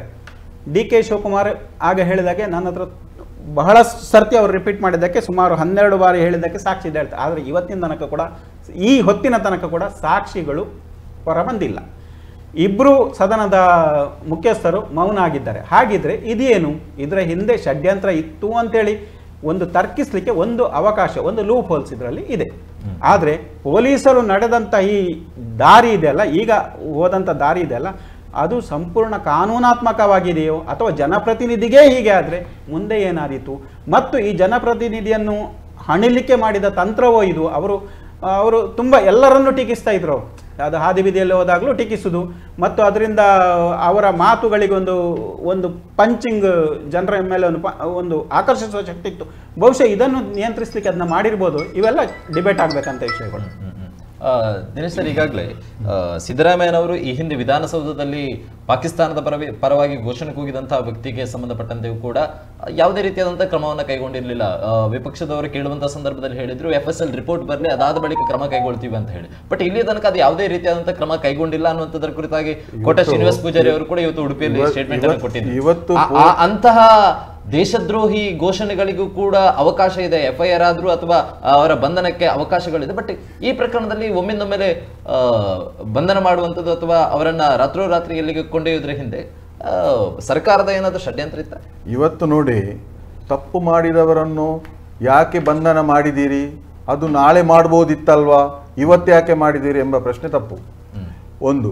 ಎರಡನೇದು, ಮುನ್ನೆ ಅವರು ಆ ರೀತಿ ಘೋಷಣೆಗೆ ಹೋಗುವಾಗ ಯಾಕೆ ಮಾಡಲಿಲ್ಲ, ಇವತ್ತು ಯಾಕೆ ಮಾಡಿದ್ರಿ, ಅದು ಕೂಡ ತಪ್ಪು. ಯಾಕೆಂತ ಹೇಳಿದ್ರೆ, ಇವತ್ತು ಯಾರು ಯಾವ ರೀತಿ ದೂರು ಕೊಡ್ತಾರೆ ಆ ದೂರಿನ ಮೇಲೆ ಸೆಕ್ಷನ್ ಅನ್ನು ಪೊಲೀಸ್ನವರು ಯಾವ ರೀತಿ ಬಂಧನ ಮಾಡಬೇಕು, ಯಾವ ರೀತಿ ನೋಡಿ, ರಾಹುಲ್ ಗಾಂಧಿ ಮೇಲೆ ಯಾವ ರೀತಿ ಸೆಕ್ಷನ್ ಇದೆ ಅದನ್ನ ನೋಡ್ಬೇಕಾಗ್ತದೆ. ಯಾವ ರೀತಿ ಸೆಕ್ಷನ್ ಇದೆ, ಇವಾಗಲೇ ಬಂಧನ ಮಾಡುವಂತ ಸೆಕ್ಷನ್ ಇದೆಯಾ, ಅಲ್ಲ ನಾಳಿದು ನೋಟಿಸ್ ಕೊಟ್ಟು 41 ನೋಟಿಸ್ ಕೊಟ್ಟು ಬಂಧನ ಮಾಡೋ ಸೆಕ್ಷನ್ ಇದೆ, ಅದನ್ನು ನೋಡ್ಬೇಕಾಗ್ತದೆ. ಇವರನ್ನ ಯಾಕೆ ಬಂಧನ ಮಾಡಿದ ಅಂತ ಹೇಳಿಕೆ ಬರುವುದಿಲ್ಲ. ನೋಡಿ ಸರ್, ಇವತ್ತು ತಪ್ಪು ಮಾಡಿದಾರಾ, ಬಂಧನ ಮಾಡಿದ್ದಾರೆ, ಹೈಕೋರ್ಟ್ ಹೇಳಿದೆ, ವಿಚಾರಣೆ ಮಾಡಿ ನಂತರ ಸಾಬೀತಾದ್ರೆ ಅವರು ತಕ್ಕ ಶಿಕ್ಷೆ ಅನುಭವಿಸ್ತಾರೆ. ಅದರ ಮಾತಿಲ್ಲ, ಅದು ಹೈಕೋರ್ಟ್ ಕೋರ್ಟ್ಗೆ ಎಲ್ಲರೂ ತಲೆ ಬಾಗ್ಲೇಬೇಕು. ಪೊಲೀಸ್ನವರು ಯಾವ ರೀತಿ ಆ ಸಂದರ್ಭದಲ್ಲಿ ಮಾಹಿತಿ ಕೊರತೆ ಇದೆ, ರಾಜ್ಯ ಪೊಲೀಸರಿಗೆ ಮಾಹಿತಿ ಕೊರತೆ ಇದೆ. CT ರವಿ ಮೇಲೆ ಅವರ ಮೇಲೆ ಹಾಕಿರುವಂತಹ ಸೆಕ್ಷನ್ ಏನಿದೆ ಅದಕ್ಕೆ ಬಂಧನ ಮಾಡಬೇಕಾ, ನೋಟಿಸ್ ನೀಡಬೇಕಾ ಅನ್ನೋ ಮಾಹಿತಿ ಕೊರತೆ ಇದೆ, ಅದಕ್ಕೋಸ್ಕರ ಬಂಧನ ಮಾಡಿದ್ದಾರೆ. ಪೊಲೀಸ್ನವರು ಯಾವ ರೀತಿ ಕೆಲಸ ಮಾಡಿದ ಅದನ್ನು ಪ್ರಶ್ನೆ ಮಾಡುವ ಹಕ್ಕು ನಮಗೆ ಇಲ್ಲ. ಯಾಕೆಂದ್ರೆ ಅದು ಕೋರ್ಟ್ ಅಲ್ಲಿ ಮಾಡ್ತಾರೆ. ಅವರು ಯಾವ ರೀತಿ ಆಧಾರ ರಹಿತವಾಗಿ ಅವರು ಯಾವ ಕೆಲಸವನ್ನು ಮಾಡುವುದಿಲ್ಲ. ಅದು ಕಾಂಗ್ರೆಸ್ ಸರ್ಕಾರ ಇರುವಾಗಿರಲಿ, BJP ಸರ್ಕಾರ ಇರುವಾಗಿರಲಿ. ನೀವು ಇವತ್ತು ಹೇಳಿ, ಜಯರಾಮ್ ಸರ್ ಕೂಡ ಹೇಳಿದ್ರು, ಇವತ್ತು ಮಾರ್ಷಲ್ ರವರು ಅದನ್ನು ಕ್ರಮ ಕೈಗೊಳ್ಳಬೇಕು ವಿಧಾನಸಭೆಯ ಒಳಗಡೆ. ಹೌದು, ಖಂಡಿತವಾಗಿ. ಲಾಸ್ಟ್ ಟೈಮ್ ನಿಮ್ಗೆ ಗೊತ್ತಿರಬಹುದು, ಯಡಿಯೂರಪ್ಪ ಸರ್ಕಾರ ಇರುವಾಗ ಸುಭಾಷ್ ಭರಣಿ ಅವರು ನಮ್ಮ ವಿಧಾನಸಭೆಗೆ ಹೋಗಿದ್ದಾರೆ, ನೆನಪಿದೆಯಾ? ವಿಧಾನಸಭೆಗೆ ಹೋಗಿದ್ದಾರೆ. ಅವರನ್ನು ಕೂಡ ನಾವು ಒಳಗಡೆ ಮುಟ್ಲಿಕ್ಕೆ ಬಿಡಲಿಲ್ಲ. ಹೊರಗೆ ಬಂದ ಮೇಲೆ ಅವರು ಯಾರು ಅವರನ್ನು ಬಂಧನ ಮಾಡಲಿಕ್ಕೆ ಬಂದಂಥದ್ದು. ಇಂಥ ಪ್ರಕರಣಗಳು ವಿಧಾನಸಭೆಯಲ್ಲಿ ನಡೀತೆ. ಇವತ್ತು ಸಾಹೇಬ್ ಜಯರಾಮ್ ಸರ್ ಹೇಳಿದ ಹಾಗೆ ಇವತ್ತು ಕಾನೂನು ಅವರು ಹೇಳಿದರು, ಇವತ್ತು CT ರವಿ ಅವರು ಯಾವ ರೀತಿ ಮಾತನಾಡಿದ್ದಾರೆ, ಅವರ ರೀತಿ ನೀತಿ ಯಾವುದು ಎಲ್ಲರಿಗೆ ಗೊತ್ತಿದೆ. ನಾನು ಹಾಗೆ ಹೇಳಿದೆ. ಇವತ್ತು ಯಾರ ಮೇಲೆ ಬೇರೆಯವರ ಮೇಲೆ ನಾವು ಆಪಾದನೆ ಮಾಡಿದ್ದೇವಾ? ಇಲ್ಲಲ್ಲ. ಅವರು ಮಾತನಾಡಿದ್ದಾರೆ, ಅವರು ಅಸಂವಿಧಾನಿಕವಾದ ಪದವನ್ನು ಬಳಕೆ ಮಾಡಿದ್ದಾರೆ, ಒಂದು ಹೆಣ್ಣು ಮಕ್ಕಳನ್ನು ನಿಂದಿಸಿದ್ದಾರೆ, ಅವರಿಗೆ ತಕ್ಕ ಶಾಸ್ತಿ ಆಗಿದೆ. ಇದರಲ್ಲಿ ಮಾತೇನು? ಇವತ್ತು ನೀವು ಮಾತಾಡುವಾಗ ಹೇಳಿದಿರಿ, ಇವತ್ತು ಗೂಂಡಗಳು ಬಂದರು, ಆ ರೀತಿ ಬಂದರು, ಇವತ್ತು CT ರವಿಯವರು ಸ್ಟೇಷನ್ಗೆ ಹಾಕುವಾಗ ಯಾವ ರೀತಿ CT ರವಿಯವರ ಬೆಂಬಲಿಗರು, ಭಾರತೀಯ ಜನತಾ ಪಕ್ಷದ ಸದಸ್ಯರು, ಕಾರ್ಯಕರ್ತರು ಎಲ್ಲ ಸ್ಟೇಷನ್ಗೆ ನುಗ್ಲಿಕ್ಕೆ ನೋಡಿದ್ರು. ಇವಾಗ ಪೊಲೀಸ್ನವರು ಇವರನ್ನು ಇವತ್ತು ಬೇರೆ ಬೇರೆ ಜಿಲ್ಲೆಗೆ 4 ಕಡೆ ತಿರುಗಿಸಿರಿ ಅಂತ ಹೇಳಿದಿರಿ. ಎಲ್ಲಾ ಪೊಲೀಸ್ನ ಜೀಪ್ನ ಹಿಂದುಗಡೆ ದಂಡು ಗಾಡಿಗಳು ಬರ್ತಾ ಇತ್ತು. ಪೊಲೀಸ್ನವರು ಏನ್ ಮಾಡ್ಬೇಕು? ನಾಳೆ ಏನಾದ್ರೆ CT ರವಿಗೆ ಹೆಚ್ಚು ಕಡಿಮೆ ಆದ್ರೆ ಯಾರ ತಲೆ ದಂಡ ಆಗ್ತದೆ? ಇದನ್ನೆಲ್ಲ ಅಂಶವನ್ನು ತಲೆಗೆ ಲೆಕ್ಕಕ್ಕೆ ಸುವರ್ಣಸೌಧದಲ್ಲಿ ಹೆಬ್ಬಾಳ್ಕರ್ನ ಆರೆಂಜ್ಗೆ ಗುಂಡಾಗಿರಿ ಗುಂಡಾಗಿರಿ ಕಾರ್ಯಕರ್ತರ ಹಿಂದ್ಗಡೆ ಹೋಗ್ಬಾರ್ದು. ಹಾಗಾದ್ರೆ ಗಾಡಿ ಖಂಡಿತವಾಗಿ ಕಂಡಾಬಟ್ಟೆ ಗಾಡಿಗಳು ಬಂತು. ಪೊಲೀಸ್ನವ್ರನ್ನ ಏನ್ ಮಾಡ್ಬೇಕು? ಆ ರೀತಿ ಅವರು ಕೂಡ ಒಂದು ಸೂಕ್ತ ಒಂದು ಭದ್ರತೆ ಇರುವಂತ ಒಂದು ಸ್ಥಳಕ್ಕೆ ಕೊಂಡೋಗ್ಬೇಕಲ್ಲ ಅವರನ್ನು. ಸ್ಟೇಷನ್ಗೆ ನುಗ್ಗುವ ಒಂದು ಪರಿಸ್ಥಿತಿ ಇರುವಾಗ ಅವರು ಪೊಲೀಸ್ನವರಿಗೆ ಜವಾಬ್ದಾರಿ ಇದೆಯಲ್ವಾ? ಬರೀ ಈಗ ನೀವು ಆಗ ಹೇಳಿದಾಗೆ ಬರೀ CT ರವಿ ಅವರಿಗೆ ಮೇಲೆ ಒಂದು ಹಣೆಗೆ ಗಾಯ ಆಗಿದೆ. ಪೊಲೀಸ್ನವರು ಖಂಡಿತವಾಗಿ ಹೊರದಲ್ಲ. ಪೊಲೀಸ್ನವ್ರು ಹೇಳ್ತಾರೆ ಪೆನ್ನಿಂದ ಹಣೆಗೆ ಚುಚ್ಚಿದು ಅಂತ. ನೀವು ಟಿವಿಯಲ್ಲಿ ನೋಡ್ತಾ ಇದ್ದೀರಿ. ಇವತ್ತು ಬೇರೆ ಬೇರೆ ನಿನ್ನೆ ಇಲ್ಲಿಂದ ಸುವರ್ಣಸೌಧದಿಂದ ಜೀಪ್ ಹತ್ತುವಾಗ ಕೂಡ ಯಾವುದೇ ಒಂದು ಹಣೆಯಲ್ಲಿ ಗಾಯ ಇಲ್ಲ. ಸ್ಟೇಷನ್ಗೆ ಕೊಂಡೋಗುವಾಗ ಕೂಡ ಯಾವುದೇ ಒಂದು ಗಾಯ ಇಲ್ಲ. ಸ್ಟೇಷನ್ ಒಳಗಡೆ ಹೋದ ಮೇಲೆ ಅವರ ವಕೀಲರಿದ್ರು, ಅರವಿಂದ್ ಬೆಳ್ಳತ್ರ ಇದ್ರು, ಅವರ ಜೊತೆಗೆ ಮತ್ತೊಬ್ರು ಪ್ರಸಾದ್ ಎಂಬವರು MLC ಅವ್ರ ಜೊತೆಗೆ ಇದ್ರು. ಯಾವ ರೀತಿ ಪೊಲೀಸ್ನವ್ರು ಹೊಡಿತಾರ ಅಂತ ಒಂದು MLC ಅವರು ಹೊಡ್ಲಿಕ್ಕೆ ಸಾಧ್ಯನಾ? ಹೊಡ್ಲಿಕ್ಕೆ ಸಾಧ್ಯನಂತ ಹೇಳಿ. ಇವತ್ತು ಅದೇ ಒಂದು ಗಾಯದಿಂದ ಅವರು ಇವತ್ತು ಬಚಾವಾಗಿ ಜಾಮೀನು ಪಡೆದುಕೊಂಡು ಹೊರಗೆ ಬಂದಿದ್ದಾರೆ. ಇದು ಒಂದು ಟ್ರಿಕ್ಸ್ ಅವರದ್ದು. ರಾಜಗೋಪಾಲ್ ಸರ್, ಎಲ್ಲವೂ ಕೂಡ ತಾವು ಯಾವ ತರ ಇದು ರಾಜ್ಯ ಸರ್ಕಾರದ ಷಡ್ಯಂತ್ರ ಅಂತ ಹೇಳ್ತೀರಾ? ನಿಜವಾಗಿಯೂ ಪ್ರಮುಖವಾಗಿ ಬಿಜೆಪಿಯು ಕೂಡ ಈ ವಿಚಾರದಲ್ಲಿ ಜಾಮೀನನ್ನು ಪಡ್ಕೊಳ್ಳೋದಕ್ಕೂ ಕೂಡ ನಾಟಕವನ್ನು ಮಾಡಿದೆ. ನೋಡಿ, ಇಲ್ಲಿ ಬೆಳಗಾವಿಯಲ್ಲಿ ನಮ್ಮ ರಾಜ್ಯಸಭೆಯಲ್ಲಿ ಇವರ ಮಾತಾಯಿತು. ಅಷ್ಟು ಹೊತ್ತಿಗೆ ಇಲ್ಲಿಂದ ಅಷ್ಟು ಗೂಂಡಗಳು ಬಂದು ಒಳಗೆ ಹೋಗಿ ಗಲಾಟೆ ಮಾಡ್ತಾರೆ ಅಂತ ಹೇಳಿದ್ರೆ ಇದು ಕಾಂಗ್ರೆಸ್ ಇದು ಸಂಸ್ಕೃತಿ ಅಲ್ವಾ? ಇವರು BJP ಅವರು ಹಿಂದೆ ಹೋಗ್ತಾರೆ. BJP ಎಲ್ಲಿ ಅದು ಗಲಾಟೆ ಮಾಡಿದ ನಾಯಕನಲ್ಲಿ ಕೊಂಡೋಗ್ತಾರೆ ಅಂತ ಹೇಳುವಂಥ ಒಂದು ಅವರ ಹಿಂದೆ ಹೋಗುವಂಥ ಕೆಲಸ, ಅವರನ್ನು ರಕ್ಷಿಸುವಂಥ ಕೆಲಸ ಬಿಟ್ಟು ಗುಂಡಗಿರಿ ಮಾಡುವಂಥ ಕೆಲಸವನ್ನು BJP ಯಾವತ್ತೂ ಮಾಡುವುದಿಲ್ಲ. ಅಲ್ಲಿ ನೀವು ಆಲೋಚನೆ ಮಾಡಿ, ಸುವರ್ಣಸೌಧದಲ್ಲಿ ನಮ್ಮ ಮಂಗಳೂರಿನ ಈಗ ಹೊಸತಾಗಿ ಚುನಾಯಿತಾದಂಥ MLC ಕಿಶೋರ್ ಕುಮಾರ್ ಬಟ್ಯಾಡಿ ಅವರು ಇಲ್ಲದೇ ಇರುತ್ತಿದ್ದರೆ ಇವರ ಮೇಲೆ ದೊಡ್ಡ ರೀತಿಯ ಒಂದು ಅನಾಹುತ ಆಗ್ತಿತ್ತು. CT ರವಿಯ ಮೇಲೆ ಇವರ ಗುಂಡಗಳು ಗ್ಯಾರಂಟಿ ಇವರನ್ನು ಅಟ್ಯಾಕ್ ಮಾಡ್ತಾ ಇದ್ದರು. ಅದು ಏನಾಗ್ತಿತ್ತು ಅಂತ ಹೇಳಲಿಕ್ಕಾಗೋದಿಲ್ಲ. ಮತ್ತೊಂದು ನಮ್ಮ ಜಯರಾಮರು ಹೇಳಿದ ಹಾಗೆ ಅವರನ್ನು ಕೊಂಡೋದ ರೀತಿಯಲ್ಲಿ 3-4 ಜಿಲ್ಲೆಗಳಿಗೆ ತಿರುಗಿಸುವುದು ಏನು ಇವರು ಟೆರರಿಸ್ಟಾ? ಏನು ಗುಂಡನ? ಅಲ್ಲ, ಏನು ಮಾಡಿದಾರಪ್ಪ? ಇದು ಕೊಂಡೋಗೋಕೆ ಕಾಮನ್ ಆಗಿ ಅವರಿಗೆ ಒಂದು ತಲೆಗೆ ಒಂದು ಇವರಿಗೆ ಯಾರು ಬಡಿದಾರೆ ಗೊತ್ತಿಲ್ಲ ಅಂತ ಪರಿಸ್ಥಿತಿ ನಡೆದಿದೆ. 3-4 ಸಲ ಇವರ ಮೇಲೆ ಅಟ್ಯಾಕ್ ಮಾಡಿದಾರಂತೆ. ಇವರಲ್ಲಿ ಆವಾಗ ಒಂದು ಭಾವನೆ ಬರುವುದು, ಅವ್ರು ಹೇಳುವುದು ಕರೆಕ್ಟ್, ಎಲ್ಲಿಯಾದರೂ ನನ್ನ ಎನ್ಕೌಂಟರ್ ಮಾಡ್ತಾರೆ ಅಂತ ಹೇಳುವಂತ ಅಂದ್ರೆ ಎನ್ಕೌಂಟರ್ ಆ ಥರ ಒಂದು ಪರಿಸ್ಥಿತಿಯನ್ನು ಮಾಡಿದ್ದಾರೆ. ಆ ಪರಿಸ್ಥಿತಿಯನ್ನು ಮಾಡಿದಾಗ ಸಾಮಾನ್ಯವಾಗಿ ಯಾರಿಗೂ ಆಗ್ತದೆ, ಖಾಲಿ ಇವರಿಗೆಲ್ಲ, ನಮ್ಮ ಕಾರ್ಯಕರ್ತರಿಗೆ, ನಮ್ಮ ನಾಯಕರಿಗೆ, ಎಲ್ಲರಿಗೂ ಅದರ ಹಿಂದೆನೆ ಅದಕ್ಕೆ ಬೇಕಾಗಿ ನಮ್ಮ ಅಶೋಕ್ರವರು, ಅದೇ ರೀತಿ ಅಧ್ಯಕ್ಷರು ಇಬ್ಬರು ಸಹ ಅವರ ಹಿಂದೆನೇ ಹೋಗ್ತಾ ಇದ್ದದ್ದು. ಯಾಕಂತ ಹೇಳಿದ್ರೆ ಅವರ ರಕ್ಷಣೆಗೆ ಬೇಕಾಗಿ. ಇದು ಈ ರೀತಿ ಏನು ಅವರು ನಾಳೆ ಬಾ ಅಂತ ಹೇಳಿದ್ರೆ ಬರುದಿಲ್ವಾ? ಈ ತರ ಅಲ್ಲಿಂದ ಒಂದು ದೊಡ್ಡ ಸೈನ್ಯ ತಂದಾಗೆ ಪೊಲೀಸರಲ್ಲಿ ತಂದು ಅರೆಸ್ಟ್ ಮಾಡುವಂತ ಏನು ಅವರೊಂದು ಚಿಲ್ಲರೆ ಜನನ? ಒಂದು ಮಾಜಿ ಮಂತ್ರಿಗಳು, ಬಿಜೆಪಿಯ ರಾಷ್ಟ್ರೀಯ ನಾಯಕರು, MLC ಅವರು ಇವರನ್ನೊಂದು ಅರೆಸ್ಟ್ ಮಾಡಿದ ರೀತಿ ಇದನ್ನು ಕರ್ನಾಟಕದ ಜನತೆ ನೋಡುದಿಲ್ವಾ?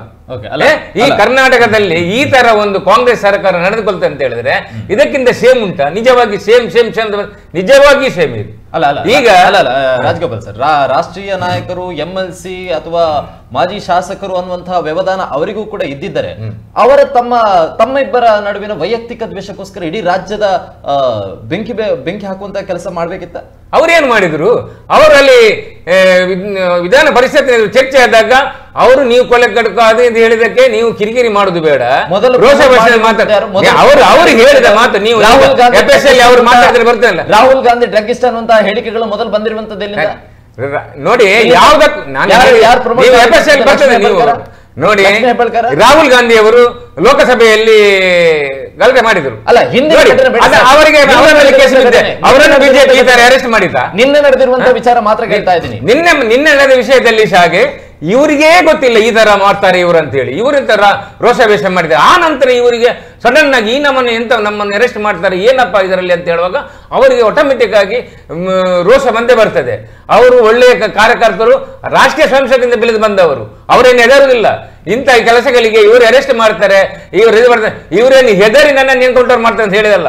ಆ ತರ ಪರಿಸ್ಥಿತಿ ಬಂದಿತ್ತು ಅಂತ ಹೇಳುದವರು, ಅದು ನಮಗೆ ಸಹ ನೋಡುವಾಗ ಬಂದಿತ್ತು. ಅಲ್ಲ ಯಾವುದೇ ಹೆದರಿಕೆ ಇಲ್ಲ ಅಂತ ಹೇಳಿ ಅದೇ ಧೈರ್ಯದಲ್ಲಿ ಹೇಳಿದ್ರ?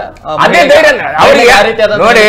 ಒಂದು ಅಂತ ರಾಷ್ಟ್ರೀಯ ನಾಯಕನಾಗಬೇಕಾದ್ರೆ ಅವರಿಗೆ ಇಂಥ ಕೆಲಸವನ್ನೆಲ್ಲ ಇಂಥನ್ನೆಲ್ಲ ಎದುರಿಸಿ ಅಭ್ಯಾಸ ಇರಬೇಕು, ಅನ್ಯಾಯವನ್ನು ಎದುರಿಸಿ ಅಭ್ಯಾಸ ಇದ್ದರೆ ಅದಕ್ಕೋಸ್ಕರ ಆ ಹೇಳಿಕೆ ನೋಡಿ ಅಣ್ಣ, ಹೇಳಿಕೆ ನೀವು ಬರ್ಲಿ, ನೀವು FSL ಬರ್ಬೇಕು ಗೊತ್ತಾಗ್ತಲ್ಲ. ನಾನು ಹೇಳುವ ಮಾತಾಡ್ತೇನೆ, ನೀವು ಮಾತಾಡುವಾಗ ನಿಮ್ಗೆ ಅಷ್ಟು ತಾಳ್ಮೆ ಇರ್ಬೇಕು. ನೋಡಿ, ತಾಳ್ಮೆ ಇದ್ದರೆ ಮಾತ್ರ ಅವನಿಗೆ ನಾಯಕನಾಗಲಿಕ್ಕೆ ಸಾಧ್ಯ ಉಂಟು.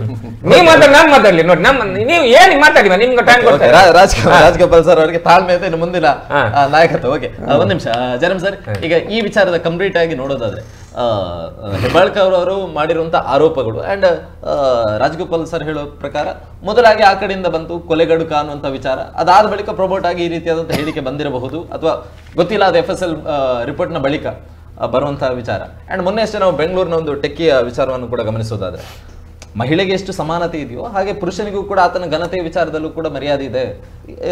ಹೆಬ್ಬಾಳ್ಕರ್ ಅವರು ಯಾವ ತರ ಇಲ್ಲಿ ಕೊಲೆಗಡುಕ ಅನ್ನುವಂಥ ಶಬ್ದವನ್ನ ಉಲ್ಲೇಖ ಮಾಡಿದ್ರೆ ಅದಕ್ಕೋಸ್ಕರ ಪ್ರೊಮೋಟ್ ಆಗಿರ್ಬೋದು ಅನ್ನುವಂಥದ್ದು ಒಪ್ಪಂತದ ಮುಖ್ಯ. ಇಲ್ಲಿ ಆ ಪದವನ್ನು ಬಳಸಿದ್ದಾರೆ ಎಂಬುದೇ ಈಗ ಜಿಜ್ಞಾಸೆ ಇದೆ. ನೋಡಿ, ಈ ಸಂದರ್ಭವನ್ನು ನೋಡಿ, ಇದು ಯಾವಾಗ ಬರ್ತದೆ? ಕೇಂದ್ರ ಗೃಹ ಸಚಿವ ಅಮಿತ್ ಶಾ ಅವರು ಅಂಬೇಡ್ಕರ್ ಬಗ್ಗೆ ನೀಡಿರುವ ಹೇಳಿಕೆಗೆ ಸಂಬಂಧಪಟ್ಟಂತೆ ಸದನದಲ್ಲಿ ಗದ್ದಲ ಉಂಟಾದಾಗ ಬರ್ತದೆ. ಆಗ ಇವರಿಗೆ ಅಧಿಕಾರಾರೂಢ ಕಾಂಗ್ರೆಸ್ಸಿಗೆ ರಾಹುಲ್ ಗಾಂಧಿ ಅವರನ್ನು ಹೇಗಿದ್ರೂ ಸಮರ್ಥಿಸಿಕೊಳ್ಬೇಕು. ಅವರು ಸಮರ್ಥಿಸಿಕೊಳ್ಳುವ ಉತ್ಸಾಹದಲ್ಲಿದ್ದರು. ಇವರಿಗೆ ಕೇಂದ್ರ ಗೃಹ ಸಚಿವರು ಸಮರ್ಥಿಸಿಕೊಳ್ಳೇಬೇಕು. ಯಾಕಂದರೆ ಮೋದಿಯವರು ಇದ್ರೂ ಸಹ ನಂತರದ ನಾಯಕತ್ವ ಅಮಿತ್ ಶಾ ಅವರದ್ದೇ, ಪಕ್ಷಕ್ಕೆ ಯಾರಿದ್ರು ನಾಯಕತ್ವ ಅವರದ್ದೇ. ಆದ್ದರಿಂದ ಅವರನ್ನು ಸಮರ್ಥಿಸಿಕೊಳ್ಳಬೇಕು. ಇಬ್ಬರೂ ಕೂಡ ನಾಯಕತ್ವವನ್ನು ಸಮರ್ಥಿಸಿಕೊಳ್ಳುವ ಭರದಲ್ಲಿ ಏನೇನು ಮಾತಾಡ್ತಾರೆ ಅಂತ ಯಾರಿಗೂ ಗೊತ್ತಿಲ್ಲ. ಈಗ ನಮಗೆ ಅಧಿಕೃತವಾಗಿ ಒಂದು ಸಿದ್ದರಾಮಯ್ಯ ಅವರ ಮಗ ಯತೀಂದ್ರ ಅವರು ಹೇಳಿದ್ದೇನೆಂದರೆ, ನಾನು ಈ ಮಾತು ಮಾತಾಡುವಾಗ ಅವರಿಗಿಂತ 2 ರೋ ಹಿಂದಿದ್ದೆ, MLC ಅವರು ಹೀಗೆ ಹೇಳ್ಬೋದಾ ಅಂತೇಳಿ ನನಗೆ ಅಚ್ಚರಿ ಆಯಿತು. ಆದರೂ ನಾನು ಪದೇ ಪದೇ ಕೇಳಿಕೊಂಡೆ. ಇವರು ನಾನು ಮುಂದೆ ಸದನದಿಂದ ಹೊರಗೆ ಮೊದಲು ನಡೆದೆ, ಆನಂತರ ಹೆಬ್ಬಾಳ್ಕರ್ ಅವರು ಬಂದು ಅಳ್ತಾ ಹೀಗೆ ಸಂಗತಿ ಹೇಳಿದರು, ಉಳಿದವರು ಹೇಳಿದರು ಅಂತ. ನೋಡಿ, ಇದಿಷ್ಟೇ ನಮಗೆ ಸಿಕ್ಕುವಂಥ ಒಂದು ಮಾತು. ಈಗ ಇವತ್ತು ಒಂದು ನೋಡುವ, ನಿನ್ನೆ ಯಾವ ಸೆಕ್ಷನಲ್ಲಿ CT ರವಿಯವರನ್ನು ಬಂಧಿಸಿದ್ರು. ಇವತ್ತು ಲೋಕಸಭೆಯ ಅಪೋಸಿಷನ್ ಲೀಡರ್ ಕಾಂಗ್ರೆಸ್ನ ರಾಹುಲ್ ಗಾಂಧಿ ಅವರ ವಿರುದ್ಧ ನೋಡಿ, ಅವರು ಸಹ ಅವರು ಸೆಕ್ಷನ್ ಹಾಕಿದ್ದು BNPಯಲ್ಲಿ ಹಾಕಿದ್ದಾರೆ. 117, 125, 131, 351, 3 ಅಡಿಯಲ್ಲಿ ಗಾಂಧಿ ವಿರುದ್ಧ ಪೊಲೀಸ್ ಪ್ರಕರಣ ದಾಖಲಾಗಿದೆ. ನೀವು ಸೆಕ್ಷನ್ಗಳನ್ನು ನೋಡಿದರೆ ಅವ್ರನ್ನ ಬಂಧಿಸಬೇಕು. ಸಾಮಾನ್ಯ ಜನರಾದರೆ ಬಂಧಿಸಬೇಕು, ಆದರೆ ರಾಹುಲ್ ಗಾಂಧಿಯನ್ನು ಬಂಧಿಸಲಿಕ್ಕೆ ಸಾಧ್ಯ ಉಂಟಾ? ಯಾಕಂದರೆ ಅವರು ಛಾಯಾ ಪ್ರಧಾನಮಂತ್ರಿ, ವಿರೋಧ ಪಕ್ಷದ ನಾಯಕ ಆಗಿದ್ದರೆ ಅವರು ಪ್ರಧಾನಿಯ ಛಾಯಾ ಪ್ರಧಾನಿ ಅಂತ. ವಿರೋಧ ಪಕ್ಷಗಳು ಗಟ್ಟಿ ಇದ್ರೆ ಹಾಗೆ. ಯಾಕಂದರೆ ನೀವು ಪ್ರಮುಖ ಎಲ್ಲ ನೇಮಕಾತಿಗಳಲ್ಲಿ ನೋಡಿ, ಲೋಕಸಭೆಯ ಪ್ರಧಾನಿಯವರ ಜೊತೆ ಲೋಕಸಭೆಯ ವಿರೋಧ ಪಕ್ಷದ ನಾಯಕರು ಆ ನೇಮಕಾತಿ ಆಯ್ಕೆ ಸಮಿತಿಯ ಸದಸ್ಯರಾಗಿರ್ತಾರೆ. ದೊಡ್ಡ ನೇಮಕಾತಿಗಳಲ್ಲಿ ನೀವು ಕೆಲವು ಹುದ್ದೆಗಳಿಗೆ ನೇಮಕಾತಿ ಮಾಡುವಾಗ ಒಂದು ನೇಮಕಾತಿ ಸಮಿತಿ ನೇಮಕ ಆಗ್ತದೆ, ಅದರಲ್ಲಿ ಅವರು ಇರ್ತಾರೆ. ಹೀಗೆ ಇರುವಾಗ ಅಲ್ಲಿ ಏನಾಗಿದೆ ನೋಡಿ, ಇಬ್ಬರ ಮೇಲೆ ಇಬ್ಬರು ಸಂಸದರನ್ನು ದೂಡಿ ಹಾಕಿ ಅವರ ಜೀವಕ್ಕೆ ಅಪಾಯ ಆಗುವ ಅಂತ ಸ್ಥಿತಿ ಬಂದಿದೆ. ಅದರ ಬಗ್ಗೆ ಇವತ್ತು ಪ್ರಕರಣ ದಾಖಲಾಗ್ತದೆ. ಅಲ್ಲಿ ಖರ್ಗೆ ಅವರೇನು ಹೇಳ್ತಾರೆ, ನನ್ನ ಕಾಲಿಗೆ ಆಪರೇಷನ್ ಆಗಿತ್ತು, ಅದು ನನ್ನನ್ನು ಸಹ ದೂಡಿ ಹಾಕಿದ್ರು ಅಂತ ಹೇಳ್ತಾರೆ, ಅದರಿಂದ ನೋವಾಗಿದೆ ಅಂತ ಹೇಳ್ತಾರೆ. ನೋಡಿ, ಅಲ್ಲೂ ಒಂದು ಭಾವನಾತ್ಮಕ ಸ್ಥಿತಿಯನ್ನು ನಿರ್ಮಾಣ ಮಾಡುವಂಥ ಪ್ರಯತ್ನವನ್ನು ಮಾಡಿದೆ. ಸೊ ಈ ಸಂದರ್ಭವನ್ನು ನೋಡಿದರೆ ಒಂದು ಟಿಟ್ ಫಾರ್ ಟಾಟ್ ಯಾಕೆ ಆಗಿರಬಾರದು ಇವತ್ತು? ಅಂದರೆ ನಾವು ಅದನ್ನು ಘಟನಾವಳಿಗಳನ್ನು ಒಂದು ಲಿಂಕ್ ಮಾಡ್ತಾ ಹೋದರೆ ಅದು ಎಲ್ಲಿಂದಲೋ ಎಲ್ಲಿಗೋ ಹೋಗ್ತಾ ಉಂಟು. Okay. ಅಮಿತ್ ಶಾರನ್ನು ಸಮರ್ಥಿಸುವ ಭರದಲ್ಲಿ ಬಿಜೆಪಿಯವರು ಏನು ಮಾಡಿದ್ರು, ರಾಹುಲ್ ಗಾಂಧಿ ಅವರನ್ನು ಸಮರ್ಥಿಸುವ ಭರದಲ್ಲಿ ಕಾಂಗ್ರೆಸ್ನವರು ಏನು ಮಾಡಿದ್ರು, ಇವನ್ನೆಲ್ಲ ನೋಡಿದ್ರೆ ನೀವೀಗ ಪದೇ ಪದೇ ಹೇಳ್ತಿರಲ್ಲ FSL ರಿಪೋರ್ಟ್, ಅದು ನಾಡ್ದು ಬಂದ್ರು ಈ ರಾಜಕೀಯದವರ ಹೆಗಲ ಮೇಲೆ ಪರಸ್ಪರ ಅವರ ಹೆಗಲ ಮೇಲೆ ಕೈ ಹಾಕಿ ಚಾ ಕುಡಿಯುದು.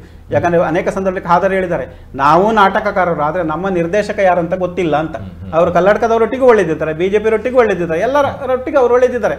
ಆದ್ರಿಂದ ಇಲ್ಲಿ ನೀವು FSL ರಿಪೋರ್ಟ್ ಬಂದ ಕೂಡಲೇ CT ರವಿ ದೋಷಿ ಆಗ್ತಾರೆ, ಒಂದು ವೇಳೆ ಅದು ಸತ್ಯ ಆಗಿದ್ರೆ ಅವರಿಗೆ ಶಿಕ್ಷೆ ಆಗ್ತದೆ ಅಂತ ಭರವಸೆಗಳನ್ನು ನಾವು ಈ ಪ್ರಜಾಪ್ರಭುತ್ವದಲ್ಲಿ ಇಡುವುದು ಬೇಡ. ಯಾಕಂದ್ರೆ ಆ ರಾಜಕಾರಣಿಗಳು ಅವರು ಯಾವ ಪಕ್ಷದಲ್ಲೇ ಇದ್ರು, ಯಾಕಂದ್ರೆ ನಿನ್ನೆ ಕಾಂಗ್ರೆಸ್ನಲ್ಲಿ ಇವತ್ತು ಬಿಜೆಪಿಗೆ ಬರ್ತಾರೆ, ಇವತ್ತು ಬಿಜೆಪಿ ಇದ್ದವರು ನಾಳೆ ಕಾಂಗ್ರೆಸ್ಗೆ ಹೋಗ್ತಾರೆ. ಇಂಥ ಉದಾಹರಣೆಗಳು ನಡೆದಿದ್ದಾವಲ್ಲ. ಹಾಗೆ ಇರುವಾಗ ಅದರಿಂದ ಶಿಕ್ಷೆ ಆಗ್ತದೆ, FSL ರಿಪೋರ್ಟ್ ಬಂದ ಕೂಡಲೇ ಏನೋ ದೊಡ್ಡ ಅಲ್ಲೋಲ ಕಲ್ಲೋಲ ಆಗ್ತದೆ ಅಂತ ಹೇಳಿ ಭಾವನೆ ಅಷ್ಟು ಸರಿಯಾದದ್ದಲ್ಲ ಅಂತ ನನ್ನ ವೈಯಕ್ತಿಕವಾದ ಅಭಿಪ್ರಾಯ. ಒಂದು ದೂರವಾಣಿ ಕರೆ ಇದೆ. ಹಲೋ ಹಲೋ, ಹೇಳಿ ಸರ್, ತಮ್ಮ ಹೆಸರು? ಸರ್ ನಮಸ್ತೆ ಸರ್, ರಿತೇಶ್ ಕೊನಾಜಿ ಅಂತ. ಎಸ್, ಹೇಳಿ. ತುರುಟೆ ಮಾತಾಡೋ ಸರ್. ಪಲ್ಲೆ ತೊರಟೆ ಮಲ್ಲೆ ಅಟ್ಟದ ಎಂಕೊಂಜಿ ವಿಷಯ ಬಂಡ ಕಾರ್ಯಕರ್ತರ ಗುಂಡಾಗಿರ್ದವಾಗ ಬಾತಿರಿ ಯಾರು ಒಂಜಿ ಕಾರ್ಯಕರ್ತರ ಬಗ್ಗೆ ಯಾನ ಬಿಜೆಪಿ ಕಾರ್ಯಕರ್ತ ಬಂದ್ಪುಣಿ ಹಾಕ್ಲಿಗೆ ಎಂಕ್ಲ ಮಾಮಲ್ಲ ನಾಯಕ ಯಡಿಯೂರಪ್ಪ ಆರು ಒಂಜಿ ಡ್ಯಾಮಡು ಎಂಚಿನ ವಿಷಯ ಜೈಲಿಗೆ ಪೋಯರು ಕಾರ್ಯಕರ್ತರ ದಾರ ಮಣಿತಿದ್ದೀರಿ ಆಪಲ್ಲ ಕಲ್ದಾಕಿದ್ದೀರು. ಜನಾರ್ದನ್ ರೆಡ್ಡಿ ಬಿಜೆಪಿ ಇರ್ತಾರೆ ಜೈಲಿಗೆ ಪೋಯರು ಕಾರ್ಯಕರ್ತ ಮಣಿತಿದ್ದೀರು. ಮೆಕ್ಕಲ್ಲ ಮಾಲ್ಲ ನಾಯಕ DKS ಇದಾಲ ಜೈಲಿಗೆ ಪೋಂಡ ನಮ್ಮಲ್ಲಿ ಇತ್ತಿನ ಕುಡ್ಲದ ಪೂರ ಆಫೀಸ್ ತರಪೇರು ಮೆಕ್ಕಲು ಗುಂಡಗಿರಿ ಮೆಕ್ಕಲ ಕಲ್ಪಡೆ ಎಂಕಲು ಮೆಕ್ಕಲು ತರಪೇರು DKS ಉಲಾಪಣ 50 ಸಾವಿರ ಬಸ್ ಬರ್ತದೆ, 50 ಕೋಟಿ ಲಾಸ್ ಬಂತೀರು.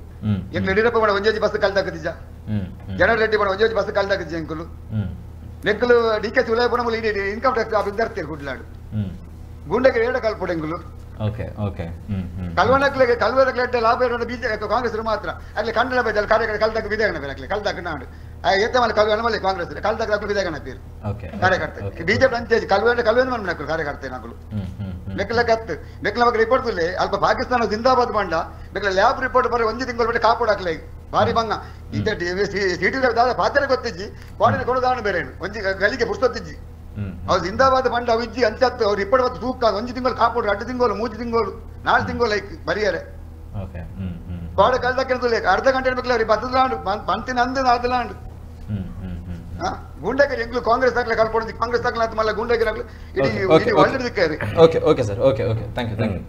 ದಿನೇಶ್ ಅದು ಈಗ CT ರವಿ ಅವರು ಕೂಡ ಬಂಧನದ ರಿಲೀಸ್ ಆದ ಬಳಿಕ ಅವರು ಹೇಳಿರುವಂತಹ ಹೇಳಿಕೆಗಳನ್ನ ಗಮನಿಸ್ತಾ ಹೋದ್ರೆ, ನಿನ್ನೆಯ ದಿವಸ ಲಕ್ಷ್ಮೀ ಹೆಬ್ಬಾಳ್ಕರ್ ನನ್ನ ಮೇಲೆ ಆರೋಪವನ್ನ ಮಾಡಿದ್ರು, ಆದ್ರೆ ಅವರಲ್ಲಿ ಯಾವುದೇ ರೀತಿಯಾದಂತಹ ಸಾಕ್ಷಿ ಇರಲಿಲ್ಲ, ಆದ್ರೂ ನನ್ನ ಮೇಲೆ FIR ಮಾಡಿ ನನ್ನ ಬಂಧನ ಆಯ್ತು.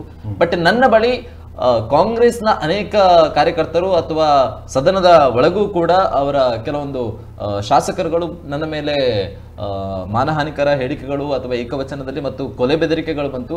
ಈ ಕುರಿತಾದಂಥ ವಿಡಿಯೋ ಕ್ಲಿಪ್ಪಿಂಗ್ಗಳು ಕೂಡ ಸಾಮಾಜಿಕ ಜಾಲತಾಣದಲ್ಲೂ ಕೂಡ ಅವರು ಹಾಕಿದ್ರು. ಈ ಕುರಿತಾದಂಥ ದಾಖಲೆ ಇದ್ರೂ ಕೂಡ ಪೊಲೀಸ್ ಇಲಾಖೆ ಯಾವುದೇ ಕ್ರಮವನ್ನ ಕೈಗೊಂಡಿಲ್ಲ, ದಾಖಲೆ ಮಾಡಿಲ್ಲ. ಅಂದ್ರೆ ರಾಜ್ಯ ಸರ್ಕಾರ ಕೈಗೊಂಬೆ ಆಗಿದೆ. ತಪ್ಪು ಯಾರೂ ತಪ್ಪು ಮಾಡಿದ್ರು ಅದು ತಪ್ಪೇ, ನಮ್ಮ ಪಕ್ಷದವರು ಮಾಡಿದ್ರು ತಪ್ಪೇ, ಬಿಜೆಪಿ ಅವರು ಮಾಡಿದ್ರು ತಪ್ಪೇ.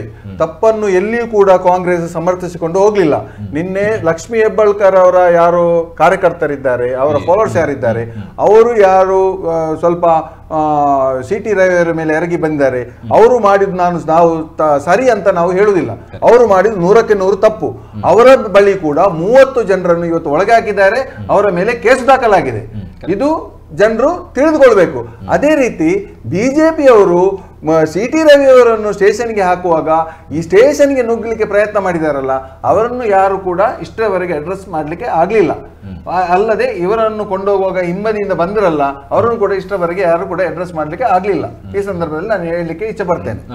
ಮತ್ತೊಂದು CT ರವಿಯವರನ್ನು ಅರೆಸ್ಟ್ ಮಾಡಿದಾಗ ಹೋದಂತ ಕಾರ್ಯಕರ್ತರು ಅಗ್ರೆಸಿವ್ ಆಗಿ ಮಾಡಲಿಲ್ಲ ಏನು ಘೋಷಣೆಗಳು ಕೇಳ್ತದೆ.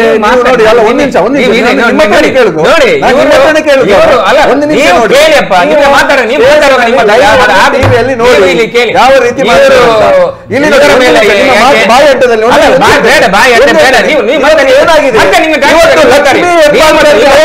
ರೀತಿ ಎಲ್ಲಿ ಕೂಡ ಲಕ್ಷ್ಮೀ ಯಾರು ಮಾಡಿಲ್ಲ. ಈಗ ಅಲ್ಲಿ ಒಂದು ವ್ಯಕ್ತಿ ಹೇಳಿದ್ರು ಗುಂಡಗಿರಿ ಮಾಡುವುದೇ ಕಾಂಗ್ರೆಸ್, ಎಲ್ಲರನ್ನು ಒಳಗೆ ಕಾರ್ಯಕರ್ತರು ಒಂದು ಗುಂಡಗಿರಿ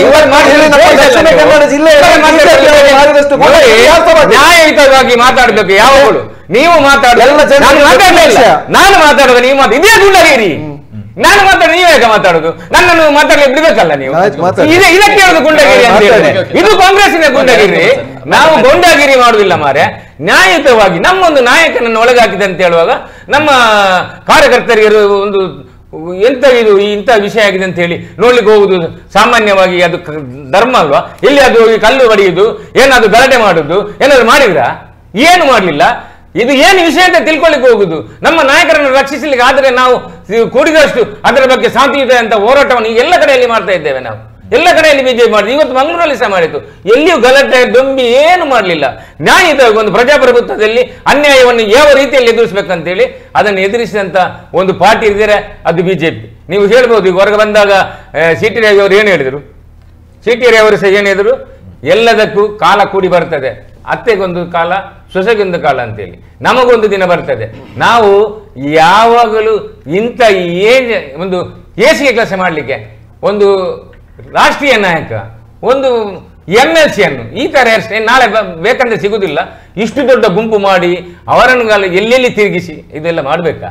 ನೋಡಿ, ನಾನು ಹೇಳಿ ಇದೆಲ್ಲ ಒಂದು ಸಂಸ್ಕೃತಿ ಅಂತ ಹೇಳುದು. ನಾನು ಒಂದು ಸಂಸ್ಕೃತಿಯಲ್ಲಿ ಇದ್ದವರೆಲ್ಲ ಇದನ್ನು ಮಾಡುದ? ನಿಜವಾಗಿ ಒಂದು ನಮ್ಮ ಸಿದ್ದರಾಮಯ್ಯರು ಈ ರಾಜ್ಯದ ಮುಖ್ಯಮಂತ್ರಿಗಳು ಅವರು ಏನು ಮಾಡಬೇಕು? ಅವರಲ್ಲಿ ಗಲಾಟೆ ಆದ್ರೆ ಹೇಳಬೇಕು, ಲಕ್ಷ್ಮೀ ಹೆಬ್ಬಾಳ್ಕರ್ ನೋಡಿ ಇದೆಲ್ಲ ಆದ್ರೆ ಸ್ವಲ್ಪ ಸಮಾಧಾನ ನಡಿ, ಸಿ.ಟಿ. ರವಿ ಕೇಳಬೇಕು ಸಮಾಧಾನ ನಡಿ, ಏನು ಗಲಾಟೆ ಆಗಬಾರ್ದು, ಏನಾದ್ರೂ ಇದ್ದರೆ ನಾವು ಪರಸ್ಪರ ಕೂತು ಸರಿ ಮಾಡುವ. ಈ ರಾಜ್ಯದಲ್ಲಿ ಜನರಿಗೆ ಏನು ತೊಂದರೆ ಆಗಬಾರ್ದು, ಜನಸಾಮಾನ್ಯರಿಗೆ ಬದುಕುವಂತ ಹಕ್ಕಿದೆ, ಅವರಿಗೆ ಒಂದು ಹೆದರಿಕೆ ಆಗಿರುವಂತ ಅವರಲ್ಲಿ ಒಂದು ಏನು ಈ ವಿಷಯದಲ್ಲಿ ದೊಡ್ಡ ರೀತಿಯಲ್ಲಿ ಚಿಂತನೆ ಬರುವಂತ ವಿಷಯ ಬರಬಾರ್ದು. ಅವರಿಗೆಲ್ಲ ನಾವು ನಾಯಕರು ಒಳ್ಳೆ ರೀತಿಯಲ್ಲಿ ಇದ್ದೇವೆ ಅಂತೇಳಿ ತೋರಿಸುವ ಕೆಲಸವನ್ನು ಮಾಡುವ ಅಂತ ಹೇಳುವಂತ ಕೆಲಸವನ್ನು ಸಿದ್ದರಾಮಯ್ಯ ಮಾಡಬೇಕು. ಅವ ಹಾಗೆ ಮಾಡಿ ಅದು ಒಂದು ನಾಯಕತ್ವ, ಅದೊಂದು ನಾಯಕನ ರೀತಿ. ಇದನ್ನು ತನ್ನಗೆ ಮಾಡುವಂತ ಕೆಲಸ ಅವರ ತಿರುಗಬೇಕು. ಇದು ದೊಡ್ಡ ಮಾಡುವುದಲ್ಲ.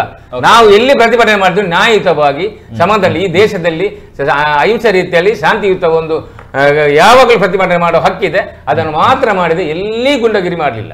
ನೋಡಿ, ಇವತ್ತು ಲಕ್ಷ್ಮೀ ಹೆಬ್ಬಾಳ್ಕರ್ ಅವರ ಮೇಲೆ ಅವಹೇಳನಕಾರಿ ಪದ ಬಳಕೆ ಮಾಡಿ, ಅವರಿಗೆ ಅಪಹಾಸ್ಯ ಮಾಡಿ, ಮನಸ್ಸಿಗೆ ನೋವು ತರುವಂಥ ಒಂದು ಕಾನೂನು ದೃಷ್ಟಿಯಲ್ಲಿ 3 ವರ್ಷ ಶಿಕ್ಷೆ ಆಗುವಂಥ ಒಂದು ಕೆಲಸವನ್ನು ಸಿ.ಟಿ. ರವಿ ಅವರು ನಿನ್ನೆ ಮಾಡಿದ್ದಾರೆ.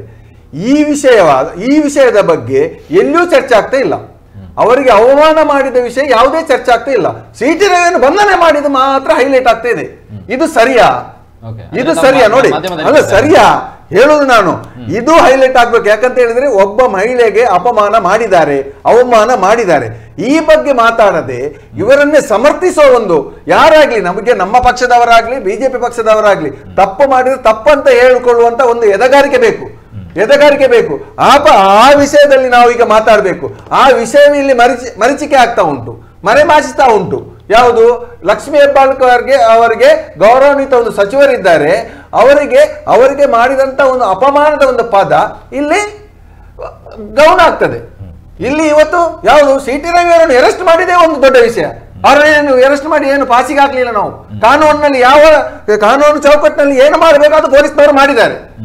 ಅದೇ ರೀತಿ ಅವರು ಅಸೆಂಬ್ಲಿಯಲ್ಲಿ ಕೂಡ ಕಾನೂನು ಬಿಟ್ಟು ಅವರು ಹೊರಗೆ ಹೋಗಬಾರ್ದು. ನಮಗೆ ಭಾಷಣ ಮಾಡ್ಲಿಕ್ಕೆ ಅಥವಾ ಮಾತಾಡ್ಲಿಕ್ಕೆ ಕಾನೂನಿನ ಚೌಕಟ್ಟಿನಲ್ಲಿ ಮಾತ್ರ ಅವಕಾಶ ಇರೋದು. ಕಾನೂನಿನ ಚೌಕಟ್ಟು ಮೀರಿ ಪದ ಬಳಕೆ ಮಾಡ್ಲಿಕ್ಕೆ ಅವಕಾಶ ಇಲ್ಲ ನಮಗೆ. ಅದನ್ನು ಮೊದಲ ಅರಿತುಕೊಳ್ಬೇಕು. ಅವರು ಬಾರಿ ಭಾಷಣ ಬಿಗಿತಾರೆ, ಮಹಿಳೆಯರ ಬಗ್ಗೆ, ತಾಯಿಯಂದಿರ ಬಗ್ಗೆ, ಸಹೋದರರ ಬಗ್ಗೆ, ಮಾತೆಯ ಬಗ್ಗೆ. ಇವತ್ತು ಅಸೆಂಬ್ಲಿಯಲ್ಲಿ ಯಾವ ರೀತಿ ಮಾತಾಡ್ತಾರೆ ಅವರು, ಅದೇ ರೀತಿ ಮಾತಾಡ್ಬೇಕಲ್ವಾ ಅವರು? ಮತ್ತೆ ಆ ಪದ ಬಳಕೆ ಮಾಡಿದನ್ನು ಇವರು ಬಹಳಷ್ಟು ಸಮರ್ಥಿಸಿಕೊಳ್ತಾರೆ. ಆ ಪದ ಬಳಕೆ ಮಾಡಿದನ್ನು ತಪ್ಪಂತ ಒಂದು ವೇಳೆ ನಾನು ಅದನ್ನೇ ಕೇಳಿದ್ದು ರಾಜಗೋಪಾಲ್ ಸರ್ ಹತ್ರ, ಅವರು ಒಂದು ವೇಳೆ ಸಾಬೀತ ಆದ್ರೆ ನೀವು ತಪ್ಪಂತ ಹೇಳ್ತೀರಾ ಅಂತ. ಅದಕ್ಕೆ ಅವರ ಉತ್ತರವೇ ಇಲ್ಲ. ಅವರು ಮಾತಾಡಿದ್ದು ತಪ್ಪು ಅಂತ ಆದ್ರೆ ನೀವು ಹೇಳ್ಬೇಕು. ಅವರು ಮಾತಾಡಿದ ತಪ್ಪಾದ್ರೆ ತಪ್ಪು ಅಂತ ಹೇಳ್ಬೇಕು ನಿಮ್ಮ ಬಾಯಿ. ಅದು ಒಂದು ಮನುಷ್ಯತ್ವ. ಆಯ್ತಲ್ಲ? ನೋಡಿ, ಈಗ ಯಾರೇ ತಪ್ಪಂತ ಹೇಳಿದ್ರೆ ತಪ್ಪಂತ ಹೇಳುದು ಅದೇ ಜಾಯಮಾನ, ಅದು ಇರ್ಲೇಬೇಕು ಮನುಷ್ಯರ ಹತ್ರ. ಆದರೆ ಈಗ ಅಲ್ಲಿ ಅವರು ಅಂತ ಮಾತನ್ನೇ ಹೇಳಲಿಲ್ಲ ಅಂತ ಹೇಳಿ ಇದನ್ನು ತಿರುಚಿದ್ದಾರೆ. ನನ್ನ ಮಾತನ್ನಂತೇಳಿ ಅವ್ರು ಹೊಳ್ತಾ ಇದ್ದಾರೆ. ನಮ್ಮ ನಾಯಕರು ನಮ್ಗೆ ಗೊತ್ತಿದೆ ಅವ್ರು ಸುಳ್ಳು ಹೇಳಲಿಕ್ಕಿಲ್ಲ ಅಂತೇಳಿ. ಅವ್ರು ಸುಳ್ಳು ಹೇಳಿ ಎಲ್ಲಿಯಾದ್ರೂ ಮಿಸ್ಟೇಕ್ ಮಾತಾಡಿದ್ರೆ ನಾವು ಒಪ್ಪುದಿಲ್ಲ, ಅದು ಬೇರೆ ವಿಷಯ. ಅದನ್ನು ನಾವು ಯಾವ ರೀತಿಯಲ್ಲಿ ಸಹ ಒಪ್ಪಲಿಕ್ಕೆ. ಮತ್ತೆ ಇವರು ಹೇಳ್ತಾರೆ ಅವರ ಅರೆಸ್ಟನ್ನೇ ದೊಡ್ಡ ವಿಷಯ ಮಾಡ್ತಾ ಇದ್ದಾರೆ. ಈ ಅಣ್ಣ ಮಾತಾಡ್ತಾ ಇದ್ದಾರೆ ನಿಮ್ಮ ವಿಧಾನಸೌಧದ ಒಳಗೆ, ವಿಧಾನ ಪರಿಷತ್ತಿನೊಳಗೆ ತುಂಬಾ ಈ ಇದರ ಹಿಂದೆ ಗಲಾಟೆಗಳಾಗ್ತಿದೆ. ಆದ್ರೆ ಈ ತರ ಅರೆಸ್ಟ್ ಆಗಿದ, ಈ ತರ ಒಂದು ಅಲ್ಲಿ ಆಗ್ಲಿಲ್ಲ, ಮುಗಿಲಿಲ್ಲ. ಇಲ್ಲಿ ಗುಂಡಗಿರಿ, ಇಲ್ಲಿ ಇವರನ್ನು ಅರೆಸ್ಟ್ ಮಾಡುದು, ಅಷ್ಟು ಜನ ಪೊಲೀಸರು ಬರುವುದು, ಇವರನ್ನು ಕೊಂಡು ಎಂತ ಇದು ಪಿಕ್ಚರ? ಎಂತ ಇದು ದೊಡ್ಡ ಇದರಾಗಿ ಒಂದು ನ್ಯಾಯ, ಒಂದು ಜನವನ್ನು ಜನಪರ ಇರುವಂತ ನಾಯಕರು ಆಡಳಿತ ಮಾಡುವವರು ಈ ತರ ಮಾಡುದಾ? ಅದನ್ನು ನಾವು ಖಂಡಿಸ್ತೇವೆ. ಕೊನೆಯದಾಗಿ ಹೇಳೋದಾದ್ರೆ ಇದೊಂದು ಅತಿರೇಕದ ರಾಜಕೀಯ ಅಂತ ಅನಿಸ್ತಾ ಇಲ್ವಾ ಎರಡು ಪಕ್ಷದಿಂದ ಕೂಡ? ಇಲ್ಲಿ ಬಂಧನ ಯಾಕೆ ತಪ್ಪು ಅಂತ ಬಹಳಷ್ಟು ಮಂದಿಯ ತಲೆಯಲ್ಲಿ ಬಂದಿದೆ ಅಂತ ಹೇಳಿದ್ರೆ, ನೀವು ಸಾಕ್ಷಿ ಕೊಡ್ಬೋದಿತ್ತಲ್ಲ. ಈ ಮಾತನ್ನು ಹೇಳಿದರೆ 12 ಸಾಕ್ಷಿ ಇದೆ, 3 ಸರ್ತಿ ಹೇಳಿದ್ದಾರೆ, ಬಹಳ ಸರ್ತಿ ಹೇಳಿದ್ದಾರೆ ಹೇಳುವುದಕ್ಕೆ ನೀವು ಒಂದು ಡಾಕ್ಯುಮೆಂಟ್ ಅನ್ನು ಕೊಡ್ಬೋದಾಗಿತ್ತು, ಕೊಡ್ಲಿಲ್ಲ. ಆದ್ದರಿಂದ ಅವರ ಬಂಧನ ಹೆಚ್ಚು ಚರ್ಚೆ ಆಗ್ತಾ ಇದೆ. ಇದು ನಾವು ಮೂಲಭೂತವಾಗಿ ಗಮನಿಸಬೇಕಾದ. ಈ ಬಂಧನ ತಪ್ಪು ಅಂತ ಹೇಳುವ ಅಭಿಪ್ರಾಯ ಯಾಕೆ ಮಾನಸದಲ್ಲಿ ಬಂದು ಅಂತ ಹೇಳಿದ್ರೆ, ನೀವು ಸಾಕ್ಷಿ ಇಲ್ಲ, ಸಾಕ್ಷಿ ಒಂದೇ ಒಂದು ದಾಖಲೆ ಕೊಡ್ತಾ ಇಲ್ಲ. ಅಷ್ಟೂ ದಾಖಲೆಗಳು, ಅಷ್ಟೂ ರೆಕಾರ್ಡಿಂಗ್ ಸಿಸ್ಟಮ್ ಇದ್ದಾಗಲೂ ಇಲ್ಲ. ನೀವು ಒಬ್ಬ ಬಂಧನ ಮಾಡಿದ್ರೆ ಮಹಜರು ಇತ್ಯಾದಿ ಕೆಲವು ಪ್ರೊಸೀಜರ್ಗಳಿವೆ, ಅದಾಗ್ಲೇಬೇಕಲ್ಲ. ಆದ್ರಿಂದ ಅದು ಯಾವುದೂ ಇಲ್ಲ. ಮತ್ತು ಸಂದರ್ಭವನ್ನು ನಾವು ಗಮನಿಸಬೇಕು. ನೋಡಿ, ಇವರು ಪ್ರತಿಭಟನೆ ಮಾಡ್ತಿದ್ದದ್ದು ಯಾವುದು? ಅಂಬೇಡ್ಕರ್ ಭಾವಚಿತ್ರ ಹಿಡ್ಕೊಂಡು ಅಮಿತ್ ಶಾ ಅಂಬೇಡ್ಕರ್ಗೆ ಅವಮಾನ ಮಾಡಿದ್ದಾರೆ ಅಂತ ಹೇಳುದು. ಇಲ್ಲಿ ಅವರು ಉದ್ದಕ್ಕೂ ಹೇಳ್ತಾ ಇದ್ದಾರೆ, ಅಂಬೇಡ್ಕರ್ಗೆ ನಾವು ಅವಮಾನ ಮಾಡಲಿಲ್ಲ, ನೀವೇ ಮಾಡಿದ್ದು, ಸಂಪುಟದಿಂದ ನಿರ್ಗಮಿಸಿದ್ರೆ ಏನು ತೊಂದರೆ ಇಲ್ಲ ಅಂತೇಳಿ ನೆಹರು ಹೇಳಿದ್ದು. ಹಾಗಾಗಿ ಯಾರು ಯಾರಿಗೆ ಅವಮಾನ ಮಾಡಿದ್ದಾರೆ ಎಂಬುದರ ಬಗ್ಗೆ ಭಾರತೀಯ ಜನತಾ ಪಕ್ಷ ಪುಂಖಾನುಪುಂಖವಾಗಿ ಹೇಳ್ತಾ ಉಂಟು, ದಾಖಲೆಗಳನ್ನು ರಿಲೀಸ್ ಮಾಡ್ತಾ ಉಂಟು. ಅದು ಯಾವುದು ದಾಖಲೆಗಳಿಲ್ಲದೆ ಮಾತಾಡ್ತಾ ಇಲ್ಲ. ಇಲ್ಲಿ ಸಮಸ್ಯೆ ಆದದ್ದೇ ದಾಖಲೆ ಇಲ್ಲದೆ ಸಾಕ್ಷ್ಯ ಇಲ್ಲದೆ ಬಂಧಿಸಿರುವುದಷ್ಟೇ. ಆದ್ರಿಂದ ಬಂಧನ ಹೆಚ್ಚು ವಿವಾದಾಸ್ಪದ. ಥ್ಯಾಂಕ್ ಯು ಸರ್, ಮೋರಿಗೂ ಕೂಡ ಕಾರ್ಯಕ್ರಮದಲ್ಲಿ ಭಾಗವಹಿಸಿರೋದಕ್ಕೆ. ಇದಾಗಿತ್ತು ಇವತ್ತಿನ ಜನಧ್ವನಿಯ ವಿಶೇಷ. ಅಂಡ್ ಪ್ರಮುಖವಾಗಿ ಸದ್ಯಕ್ಕಂತೂ ಸಿಟಿ ರವಿ ಅವರಿಗೆ ಬಂಧನದಿಂದ ಮುಕ್ತಿ ಸಿಕ್ಕಿರುವಂಥದ್ದು, ರಿಲೀಸ್ ಆಗಿದೆ. ಆದರೆ ಇದೇ ವಿಚಾರವಾಗಿ ಮುಂದಿನ ಪ್ರತಿಯೊಂದು ಬೆಳವಣಿಗೆಯನ್ನು ಕೂಡ ನಾವು ಗಮನಿಸಿಕೊಳ್ಳಲೇಬೇಕಾಗುತ್ತೆ. ಯಾಕಂತ ಹೇಳಿದ್ರೆ ರಾಜ್ಯಕ್ಕೆ ಸಂಬಂಧಪಟ್ಟಂತೆ ರಾಜಕೀಯ ನಾಯಕರುಗಳು ಇರುವಂತದ್ದು ರಾಜ್ಯದ ಅಭಿವೃದ್ಧಿಯ ವಿಚಾರದಲ್ಲಿ ಚಿಂತನೆಯನ್ನ ನಡೆಸೋದಕ್ಕೆ, ಅದನ್ನ ಹೊರತಾಗಿ ಇಂತಹ ಹೇಳಿಕೆಗಳನ್ನ ನೀಡಿ ಅಥವಾ ಇಂತಹ ರಾಜಕೀಯವನ್ನ ನಡೆಸೋದಕ್ಕಲ್ಲ. ಸೊ ಈ ಒಂದು ಪ್ರಕರಣಕ್ಕೆ ಸಂಬಂಧಪಟ್ಟಂತೆ ಮುಂದಿನ ದಿನಗಳಲ್ಲಿ FSL ವರದಿ ಬರಬೇಕು. ಆ ವರದಿಯಲ್ಲಿ ಯಾವ ರೀತಿಯಾದಂತಹ ಹೇಳಿಕೆ ಇದೆ, ಆ ಹೇಳಿಕೆ ಏನಾದ್ರೂ ಈಗ ಆಡಳಿತ ಪಕ್ಷ ಆರೋಪ ಮಾಡೋ ತರ ಅಥವಾ ಹೆಬ್ಬಾಳ್ಕರ್ ಅವರ ಆರೋಪದ ತರ ಹೇಳಿಕೆ ಒಂದು ವೇಳೆ ಹೌದು ಅಂತ ಆದರೆ ಸರಿಯಾದ ರೀತಿಯಲ್ಲಿ ಇದಕ್ಕೆ ಶಿಕ್ಷೆಗಳಾಗಲೇಬೇಕು. ಆತ ರಾಜಕೀಯ ವ್ಯಕ್ತಿ ಅನ್ನುವಂತಹ ಯಾವುದೇ ವಿನಾಯಿತಿಗಳು ಇರಬಾರ್ದು. ಆತನಿಗೆ ಕಾನೂನಿನ ಪ್ರಕಾರ ಯಾವ ರೀತಿಯಾದಂಥ ಕ್ರಮಗಳಾಗಬೇಕು ಅದು ನಿಜವಾಗಿಯೂ ಕೂಡ ನಡೆಯಬೇಕು ಅನ್ನುವಂಥದ್ದು. ಆ್ಯಂಡ್ ಒಂದು ವೇಳೆ ಅಂತಹ ಪ್ರಕರಣಗಳು ನಡೆದೇ ಇಲ್ಲ ಅಂತ ಹೇಳಿಕೆಗಳು ಬರಲೇ ಇಲ್ಲ ಅಂತ ಆದರೆ ಇನ್ನು ಮುಂದಕ್ಕೆ ಇದನ್ನು ದ್ವೇಷ ರಾಜಕಾರಣದ ಥರ ಮತ್ತೊಮ್ಮೆ ಕಾಂಗ್ರೆಸ್ನ ಮೇಲೆ ಮುಗಿಬೀಳುವಂಥದ್ದನ್ನು ಬಿಟ್ಟು ರಾಜ್ಯದ ಅಭಿವೃದ್ಧಿಯ ಬಗ್ಗೆಗೆ ಚಿಂತನೆಯನ್ನು ನಡೆಸಬೇಕು. ಅದು ಆಡಳಿತ ಪಕ್ಷ ಆದರೂ ಕೂಡ ವಿರೋಧ ಪಕ್ಷ ಆದರೂ ಕೂಡ ಅನ್ನುವಂಥ ರಿಕ್ವೆಸ್ಟ್ ಅನ್ನು ಮಾಡಿಕೊಳ್ತಾ ಇದಾಗಿತ್ತು ಇವತ್ತಿನ ಜನಧ್ವನಿ ವಿಶೇಷ. ಮುಂದಿನ ಜನಧ್ವನಿಯಲ್ಲಿ ಇನ್ನೊಂದು ಸುದ್ದಿಯ ಜೊತೆಗೆ ಭೇಟಿಯಾಗೋಣ. ನಿರಂತರ ಸುದ್ದಿ ಹಾಗೂ ಮನೋರಂಜನೆಗಾಗಿ ನೋಡ್ತಾ ಇರಿ ನಮ್ಮ ಟಿವಿ. ನಮ್ಮ TV, the pulse of coastal Karnataka.